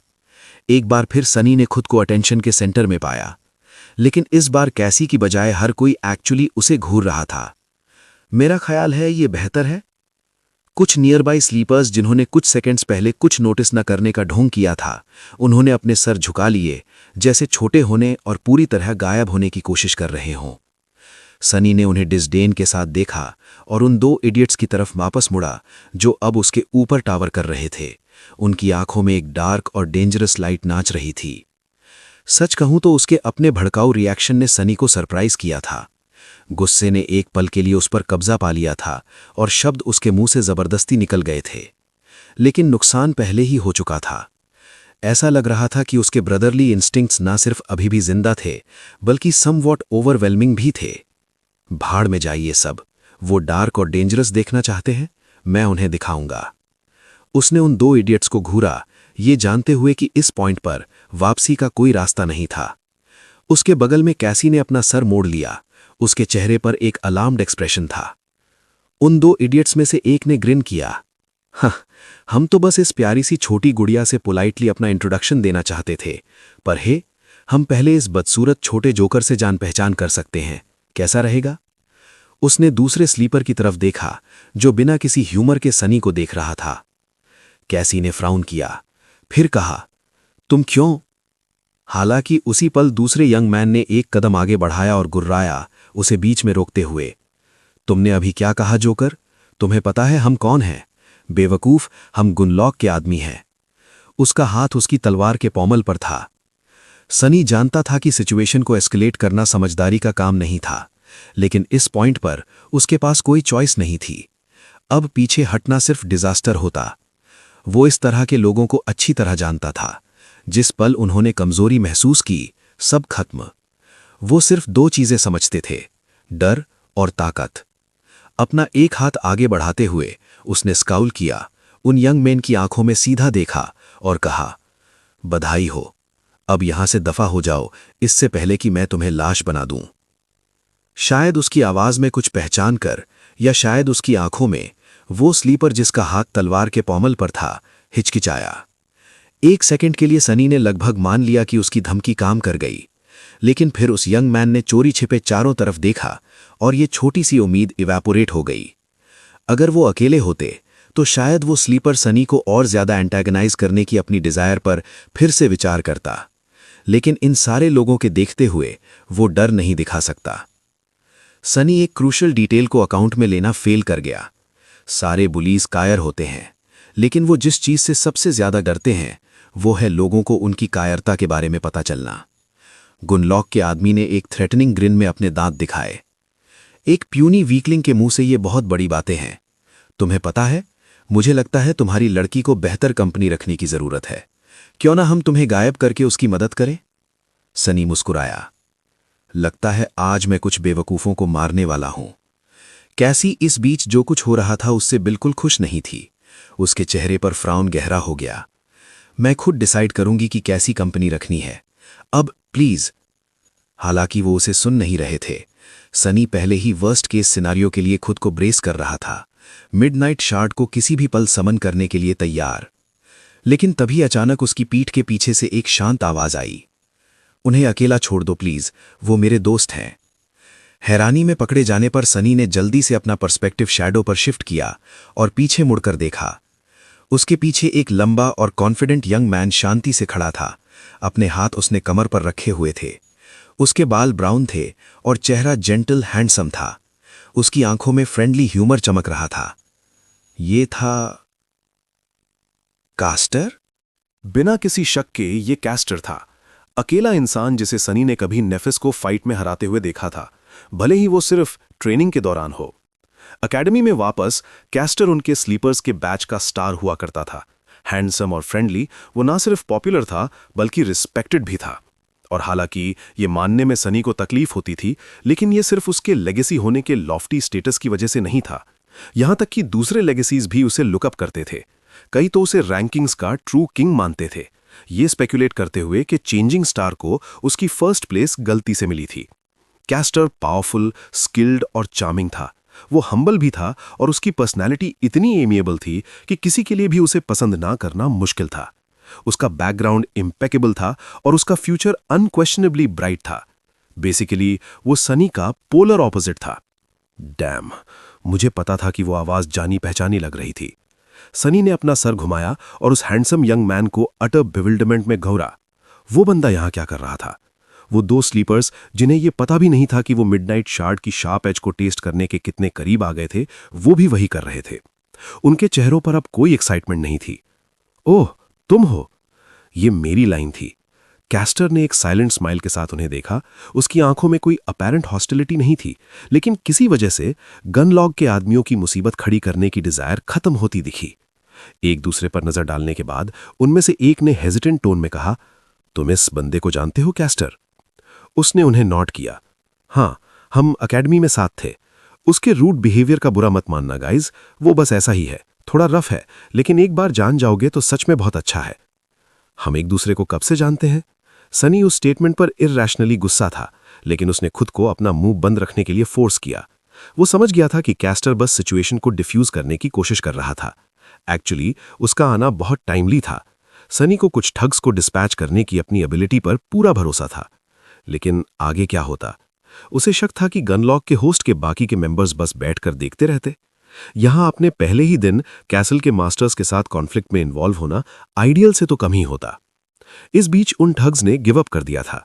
कंट्रोल में होने की अपीयरेंस बनाए रखने की कोशिश करते हुए उन्होंने कैस्टर को डार्कली घूरा और पीछे हट गए।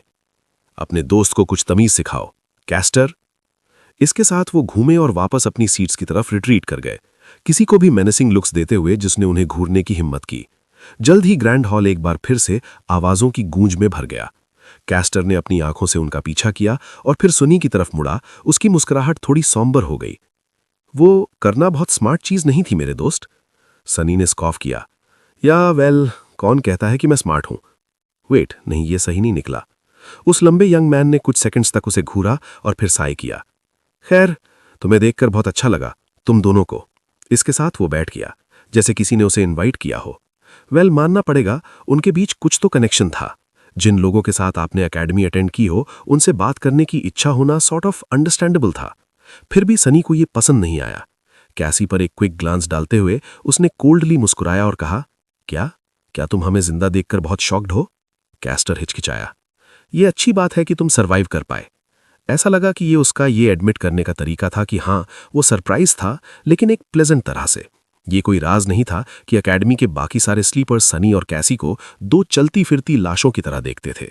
जैसे नेफिस और कैस्टर रैंकिंग्स में टॉप 2 पोजीशंस ऑक्यूपाई करते थे, वो बिल्कुल आखिरी थे। इस वजह से उन दोनों को शन और ऑस्ट्रोसाइज किया गया था। जाहिर है, जब बात सनी की आती थी तो उसने ना सिर्फ अपने पियर्स के कोल्ड ट्रीटमेंट का स्वागत किया था, बल्कि एक्चुअली वो खुद ही था जिसने इसे इंजीनियर किया था।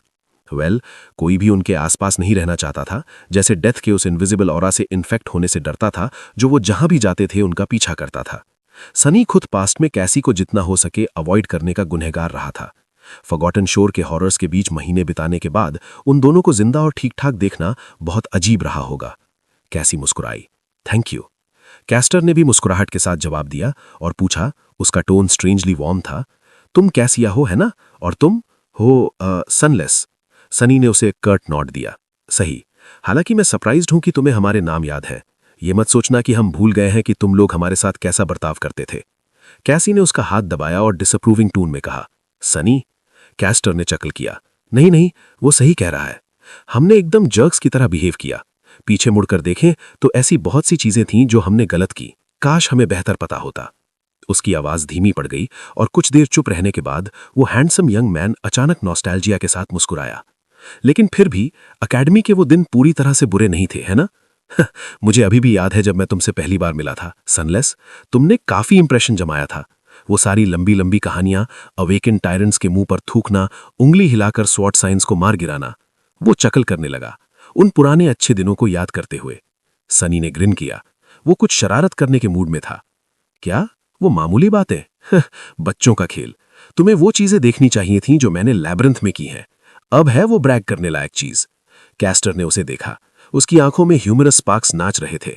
ओह, बताओ तो सही, तुमने और क्या किया है? सनी ने प्रोफ्यूज इंडिफरेंस के साथ श्रग किया और कहा, ये और वो देखते हैं।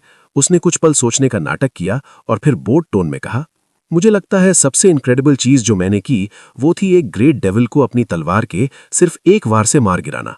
उसे वहीं खत्म कर दिया, बिना किसी प्रॉब्लम के। मुझे उस किल से एक मेमोरी भी मिली। लेकिन इससे पहले कि तुम पूछो, नहीं, मैं वो तुम्हें दिखा नहीं सकता क्योंकि ओह हाँ, मैंने उसे खा लिया। कैस्टर ने काफी देर तक उसे घूरा और फिर अचानक हंस पड़ा, यहां तक कि कैसी भी गिगल करने लगी, सनी के अर्नेस्ट डिलीवरी से एंटरटेन होकर। अपना सर हिलाते हुए हैंडसम यंग मैन मुस्कुराया और बोला, आई सी, तुम्हारा सेंस ऑफ ह्यूमर बदला नहीं है। गुड, ये अच्छी बात है। यहां बहुत कम लोग इसे बचा पाते हैं। सनी ने कुछ बार ब्लिंक किया और कहा, ऑफेंडेड होने का नाटक करते हुए, सेंस ऑफ ह्यूमर से तुम्हारा क्या मतलब है? ये ऑनेस्ट ट्रूथ है। बदले में उसे जवाब की जगह हंसी का एक और दौरा मिला। वहां खाना था, सुरक्षा थी और हंसी थी। उसने अचानक सोचा, ये याद करते हुए कि कैसी ने पहली बार सपना देखने के बाद ब्राइट कैसल को कैसे डिस्क्राइब किया था। उसने सनी को गेट्स के थ्रू लीड करते हुए भी देखा था। उसके प्रोफेटिक विजन्स डरावने हद तक एक्यूरेट साबित हो रहे थे। ये तुम्हें उस दूसरे विजन के बारे में सोचने पर मजबूर करता है जो उसने देखा था। खुद को डिस्ट्रैक्ट ना होने देते हुए सनी ने उस ऑमिनस फीलिंग को भगा दिया और अपनी मुस्कुराहट छुपा ली। फिर श्रग करते हुए उसने स्कॉफ किया, वेल, मत मानो अगर नहीं मानना तो। वैसे भी वो मेरे कई एडवेंचर्स में से बस एक था। हालांकि बाकी के, मानना पड़ेगा, थोड़े कम रिमार्केबल थे। तुम जानते हो, वही आम बातें, दर्जनों अवेकेंड क्रीचर्स को मारना, मौत के दरवाजों से एक ब्यूटीफुल प्रिंसेस द्वारा जिंदा किया जाना, कर्स्ड सी की गहराइयों से एंशिएंट हॉरर्स को समन करना, उनके चंगुल से बचने के लिए एंशिएंट फींड्स को आउटस्मार्ट करना, डीमन बोन से बनी नाव पर अबिस में सफर करना, पानी के नीचे गारगैंचुइन लेवायथन से लड़ना और इसी तरह ऐसी ही मामूली बकवास। जैसे जैसे वो बात कर रहा था, कैसी ने धीरे धीरे हंसना बंद कर दिया और उसकी तरफ मुड़ी। उसके चेहरे पर समवॉट स्टार्टल्ड एक्सप्रेशन था। ऐसा लगा मानो अभी, जब वो हैरोविंग जर्नी उनके पीछे रह गई थी, तब फाइनली उसे रियलाइज हुआ था कि वो सब एक्चुअली कितना आउटलैंडिश था। एक साथ देखा जाए तो सर्वाइव करने के लिए उनके ब्लडी स्ट्रगल के फैक्ट्स किसी फेरी टेल जैसे लग रहे थे, लेकिन वो दोनों जानते थे कि ये सब सच में हुआ था। ये उनके साथ हुआ था। कैस्टर ने चकल किया, वाह, तुम्हारे मुकाबले सनी मेरी खुद की कहानी थोड़ी लेम लगती है। मैं बस सिटी वॉल के पास ड्रीम रेल में एंटर हुआ और कुछ दिन ढेर सारे टेरिफाइंग मॉन्स्टर्स से भागने में बिताए, फिर कैसल की एक हंटिंग पार्टी से टकरा गया और बस यही है। उसने साय किया, वैसे तुम लोग कब आए? मुझे यकीन है मैंने तुम्हें पहले आसपास नहीं देखा। झूठ बोलने की कोई वजह नहीं थी और वैसे भी सनी बोल नहीं सकता था। अपने मॉन्स्टर्स 2 को लॉन्गिंगली देखते हुए, जो धीरे धीरे ठंडा हो रहा था, उसने साय किया और कहा, हम 2 दिन पहले डार्क सिटी पहुंचे और कल शाम को कैसल में एंटर किया। हैंडसम लेगेसी ने उसे घूरा, फिर कुछ बार ब्लिंक किया। वेट, तुम्हारा क्या मतलब है? क्या तुम लोगों ने सच में लैबिरिंथ में 2 महीने बिताए? फाइनली वो पल आ गया जिससे वो सावधान था। सनी सच में नहीं चाहता था कि कोई उसे पावरफुल फिगर समझे। सबसे पहले, दुश्मन द्वारा अंडर एस्टिमेट किए जाने से बेहतर कोई एडवांटेज नहीं था। दूसरा, उसे अभी भी ये फैक्ट छुपाना था कि फर्स्ट नाइटमेयर में ट्रू नेम पाने वाली सिर्फ चेंजिंग स्टार नहीं थी। लकीली, उसने बहुत पहले ही एक एक्सेप्शनली कन्विंसिंग बहाना सोच लिया था। जब मुसीबत में हो तो सब कुछ नेफिस पर डाल दो। मन ही मन हंसते हुए सनी ने शिवर करने का नाटक किया और कहा, हाँ, मैं उसके बारे में सोचना भी नहीं चाहता। वो जगह, वो प्योर हेल है।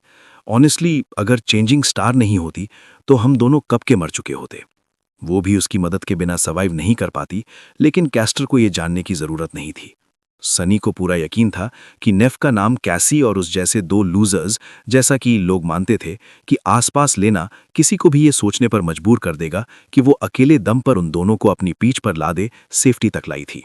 जैसा कि साबित हुआ, वो सही था। जैसे ही उसने नेफिस का जिक्र किया, कैस्टर के चेहरे पर कुछ बदल गया।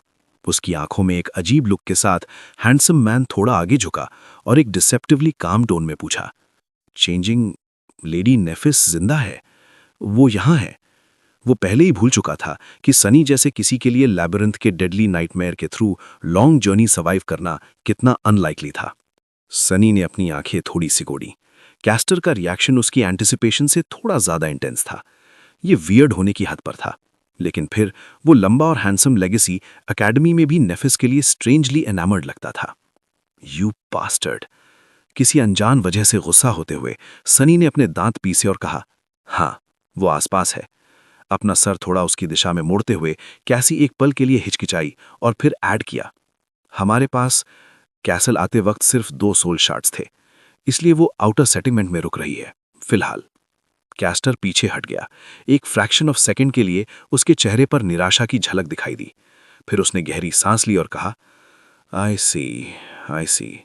सनी ने अपनी चाय का एक घूंट लिया और पूछा, तुम अचानक नेफिस में इतने इंटरेस्टेड क्यों हो? हैंडसम यंग मैन ने उसे हैरानी से देखा। क्या? ओ, मैं बस ये जानकर खुश हूं कि हम में से और लोग सर्वाइव कर गए। फिर उसने साई किया और अपना सर हिलाया। जहां तक मैं पता लगा पाया हूं, इस साल स्पेल द्वारा फॉरगॉटन शोर पर भेजे गए स्लीपर्स की गिनती 7 से ज्यादा नहीं थी। आज तक मुझे लगता था कि सर्वाइव करने वाला मैं अकेला हूं। ये अच्छा है, ये जानना अच्छा है कि मैं गलत था। कैस्टर का चेहरा सॉलम हो गया। अगर लेडी नेफिस तुम्हारे साथ थी तो ये एक्सप्लेन करता है कि तुम ब्राइट कैसल तक जिंदा कैसे पहुंच गए, लेकिन बाकी के 3, मुझे डर है कि वो कब के मर चुके हैं। May their souls rest in peace. Sunny और कैसी ने अपने सर झुका लिए इस नई इन्फॉर्मेशन को एक्सेप्ट करते हुए। ये सच था कि एकेडमी में बाकी स्लीपर्स ने उनके साथ अच्छा बर्ताव नहीं किया था। फिर भी ये जानना समवॉट हार्ट ब्रेकिंग था कि उनके पहचान में कई बच्चे, भले ही वो सिर्फ थोड़े वक्त के लिए हों, अब जा चुके हैं। ड्रीम रेल्म के विशियस क्रूसिबल द्वारा मारे गए हैं। क्रूअल और रूथलेस नाइटमेयर स्पेल ने अपने पहले शिकार ले लिए हैं। अगला कौन होगा? एक दूसरे को बिना देखे उन्होंने चुपचाप कैस्टर के शब्द दोहराए, may their souls rest in peace. कुछ वक्त खामोशी में बीता, जिसमें हर कोई ये सोच रहा था कि इस कर्स्ड जगह पर उनकी अपनी किस्मत क्या होगी। आखिरकार सनी इस डार्क रेवरी से बाहर निकला और पूछा, तो तुम इतने वक्त से यहीं हो? तुम कैसल में रहना कैसे अफोर्ड कर पाए? मुझे मत बताना कि तुमने इस गोल्डन सर्पेंट की आर्मी को ज्वाइन कर लिया है। कैस्टर ने साय किया। नहीं, मैंने नहीं किया। हालांकि अगर मैं कहूं कि मैं टेम्प्ट नहीं हुआ था तो ये झूठ होगा। किसी न किसी तरह यहां सारे रास्ते गन लॉग और उसके आदमियों तक जाते हैं। मुझे नहीं लगता कि ऐसे पावरफुल स्लीपर्स मुट्ठी भर से ज्यादा हैं जो इंडिपेंडेंट रहने में कामयाब हुए हैं। फिलहाल मैं उनमें से एक हूं। सनी ने उसे घूरा और अपना सवाल दोहराया, वो कैसे? हैंडसम यंग मैन ने श्रग किया। मेरी एस्पेक्टेबिलिटी मुझे नाइटमेयर क्रीचर्स के चंगुल से बचने के मामले में एक सर्टेन एडवांटेज देती है, उन्हें मारने के मामले में उतना नहीं।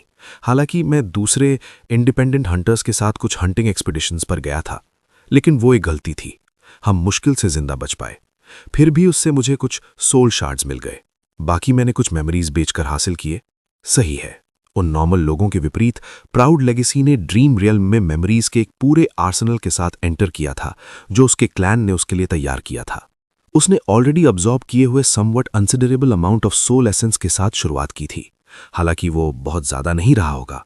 मेमोरीज के विपरीत, जिन्हें कोई भी रियल वर्ल्ड में वापस ला सकता था, actual soul shards physical objects होते थे और एज सच सिर्फ मास्टर्स और सेंट्स ही उन्हें ट्रांसपोर्ट कर सकते थे, क्योंकि वो रियल्म्स के बीच फिजिकली ट्रैवल करते थे, ना कि सिर्फ स्पिरिट में जैसे स्लीपर्स और अवेकेंड। इसका मतलब ये था कि अमीर लेगेसी क्लैंस भी अपने सायोन्स को एडवांस में बहुत ज्यादा सोल एसेंस खिलाना अफोर्ड नहीं कर सकते थे। आखिरकार मास्टर्स एक रेयर ब्रीड थे, सेंट्स की तो बात ही छोड़ो। खैर, फॉरगॉटन शोर पर कैस्टर की हालत किसी और से बेहतर थी। उसकी एंसेस्ट्रल मेमोरीज उसके लिए कैसल में महीनों, शायद सालों की ट्रैंक्विल लाइफ खरीदने के लिए काफी थीं। वो इस वक्त का इस्तेमाल डार्क सिटी की बारीकियों को सीखने के लिए कर सकता था ताकि एक इंडिपेंडेंट हंटर बन सके या अपनी पोजीशन पर फिर से विचार करके इवेंचुअली गन लॉक के होस्ट को ज्वाइन कर ले। इस नर्क में भी उसका बैकग्राउंड उसे एक इनॉर्मस एडवांटेज देता था। Lucky bastard. लेकिन ये अभी भी ये एक्सप्लेन नहीं करता था कि वो थग्स उसे बुरा बनने के लिए इतने अनविलिंग क्यों थे। सनी ने फ्राउन किया। गनलॉक के आदमी तुमसे डरते क्यों थे? हैंडसम यंग मैन ने उसे आयरनी के साथ देखा। ओह, वो दोनों? ओ राइट, तुम अभी कैसल में आए हो। वेल, बेसिकली गनलॉक को सर्व करने वाले अलग अलग तरह के लोग हैं। जिन लोगों को तुमने इतनी लापरवाही से ऑफेंड किया वो कैसल गार्ड के मेंबर्स हैं। वो टोटम पोल के सबसे नीचे हैं, वो सबसे कमजोर भी हैं और उनके पास little to no real battle experience है। मेरी जो थोड़ी बहुत रेप्यूटेशन है वो उन्हें मुझसे पंगा लेने से पहले 2 बार सोचने पर मजबूर करने के लिए काफ़ी है। 1 सेकंड के लिए उसकी आंखों में एक डेंजरस ग्लीम थी। कैस्टर की एमिएबल पर्सनालिटी की वजह से उससे बात करते वक्त ये भूलना आसान था कि लेगेसी शब्द का असली मतलब क्या होता है। लेगेसीज को तब से लड़ने और मारने के लिए ट्रेन किया जाता था जब वो मुश्किल से चल पाते थे। उनमें से हर कोई एक ट्रू पावर हाउस था। सनी को कोई शक नहीं था कि कैसल में कैस्टर की एक्चुअल रेप्यूटेशन इतनी मामूली नहीं थी जितना वो उन्हें यकीन दिलाना चाहता था। आखिरकार वो अकेला इंसान था, नहीं एक्चुअली वो अकेला बीइंग था जिसे सनी जानता था जो कॉम्बैट में नेफिस को हराने में कामयाब हुआ था। और पर्सनल पावर के मामले में नेफिस सनी के दिल में उतनी ऊपर थी जितना कोई हो सकता है, कोई और कंपेयर भी नहीं कर सकता था। उसे ये भी यकीन था कि कैस्टर की रेप्यूटेशन खून बहाकर कमाई गई थी। मैं सच में उम्मीद करता हूं कि मुझे एक दिन बैटल में इस बंदे का सामना ना करना पड़े, सनी ने सोचा, एक कोल्ड सेंसेशन महसूस करते हुए, जिसके लिए वो डेस्परेटली होप कर रहा था कि ये कोई प्रेमोनिशन ना हो। एक साय के साथ उसने इस अनीज को छुपाने की कोशिश की और पूछा, तो मुझे उनके रिटेलिएशन के बारे में चिंता नहीं करनी चाहिए? उस एमिएबल यंग मैन ने उसे नोट दिया। जिन 2 गार्ड्स को तुमने ह्यूमिलिएट किया वो शायद अपने दम पर कुछ करने की कोशिश करें, लेकिन होस्ट की तरफ से कोई रिएक्शन नहीं होगा। पर मुझे शक है कि वो ऐसा करेंगे। बस उन्हें और ज्यादा एंटागनाइज मत करना। वो अचानक सीरियस हो गया। हालांकि अगर वो हंटर्स होते या उससे बुरा पाथफाइंडर्स में से एक होते तो मेरा नाम भी तुम्हें नहीं बचा पाता, तुम बस मरे हुए होते। इसलिए प्लीज फ्यूचर में अपने एक्शंस पर ध्यान देना। ये कैसल एक सेंस में बाहर की सिटी जितना ही डेंजरस हो सकता है, खासकर तुम्हारे टेम्परामेंट वाले किसी शख्स के लिए। इसका क्या मतलब है? सनी पलटकर जवाब देना चाहता था लेकिन फिर अपना मुंह बंद कर लिया। हाँ, उसका टेम्परामेंट सच में ऐसा था जो मुसीबत अट्रैक्ट करता था, गिल्टी एज चार्ज्ड। जब वो अपनी लाइफ चॉइसेस पर फिर से विचार कर रहा था, कैसी अचानक धीमी आवाज में बोली, कैस्टर, क्या सच में यहां से निकलने का कोई रास्ता नहीं है? उस प्राउड लेगेसी ने उसे देखा और लंबे वक्त तक खामोश रहा। एक सॉम्बर एक्सप्रेशन उसके चेहरे पर आ गया। उसकी आंखें हैवी और ब्लीक थीं। कुछ देर बाद उसने साय किया और कहा, ऐसा कोई नहीं जिसे हम में से कोई भी कभी रीच करने की उम्मीद कर सके। कैसी जैसा अभी है यही वो जगह है जहां हमें रहना है। मे बी फ्यूचर में कुछ बदल जाए, लेकिन अभी के लिए बस अपना ख्याल रखो और सरवाइव करने की कोशिश करो। खड़े होकर उसने आखिरी बार उन पर नजर डाली और मुस्कुराया। तुम लोगों को देखकर बहुत अच्छा लगा, रियली। अब मैं तुम्हें तुम्हारे खाने के साथ छोड़ता हूं, अगर ये ठीक है तो। अगर तुम्हें फ्यूचर में किसी भी चीज की जरूरत हो तो मुझे ढूंढने में हेजिटेट मत करना। मेरे क्वार्टर्स टावर ऑफ डॉन में है। क्वार्टर्स? जरूर उस मिस्क्रिएंट के पास क्वार्टर्स है। इसके साथ कैस्टर चला गया, सनी को फाइनली अपने स्ट्यू के पास छोड़कर, जो उस वक्त तक मुश्किल से गर्म बचा था। ग्रेट, ब्रेकफास्ट बर्बाद हो गया, उसने गुस्से में सोचा, उस लंबे स्लीपर की पीठ में 2 छेद डालते हुए। उसकी गलती है, ये सब उसकी गलती है, मेरी नहीं। हाँ, डेफिनेटली मेरी नहीं। कुछ वक्त बाद सनी अपनी आंखें बंद किए अपने बिस्तर पर लेटा था। टावर ऑफ डॉन काम और शांत था। अपनी शैडो को वॉक पर भेजने का वक्त हो गया था। अगर कहानी पसंद आई हो तो लाइक करें, चैनल को सब्सक्राइब करें और शेयर करना ना भूलें। मिलते हैं नेक्स्ट चैप्टर में।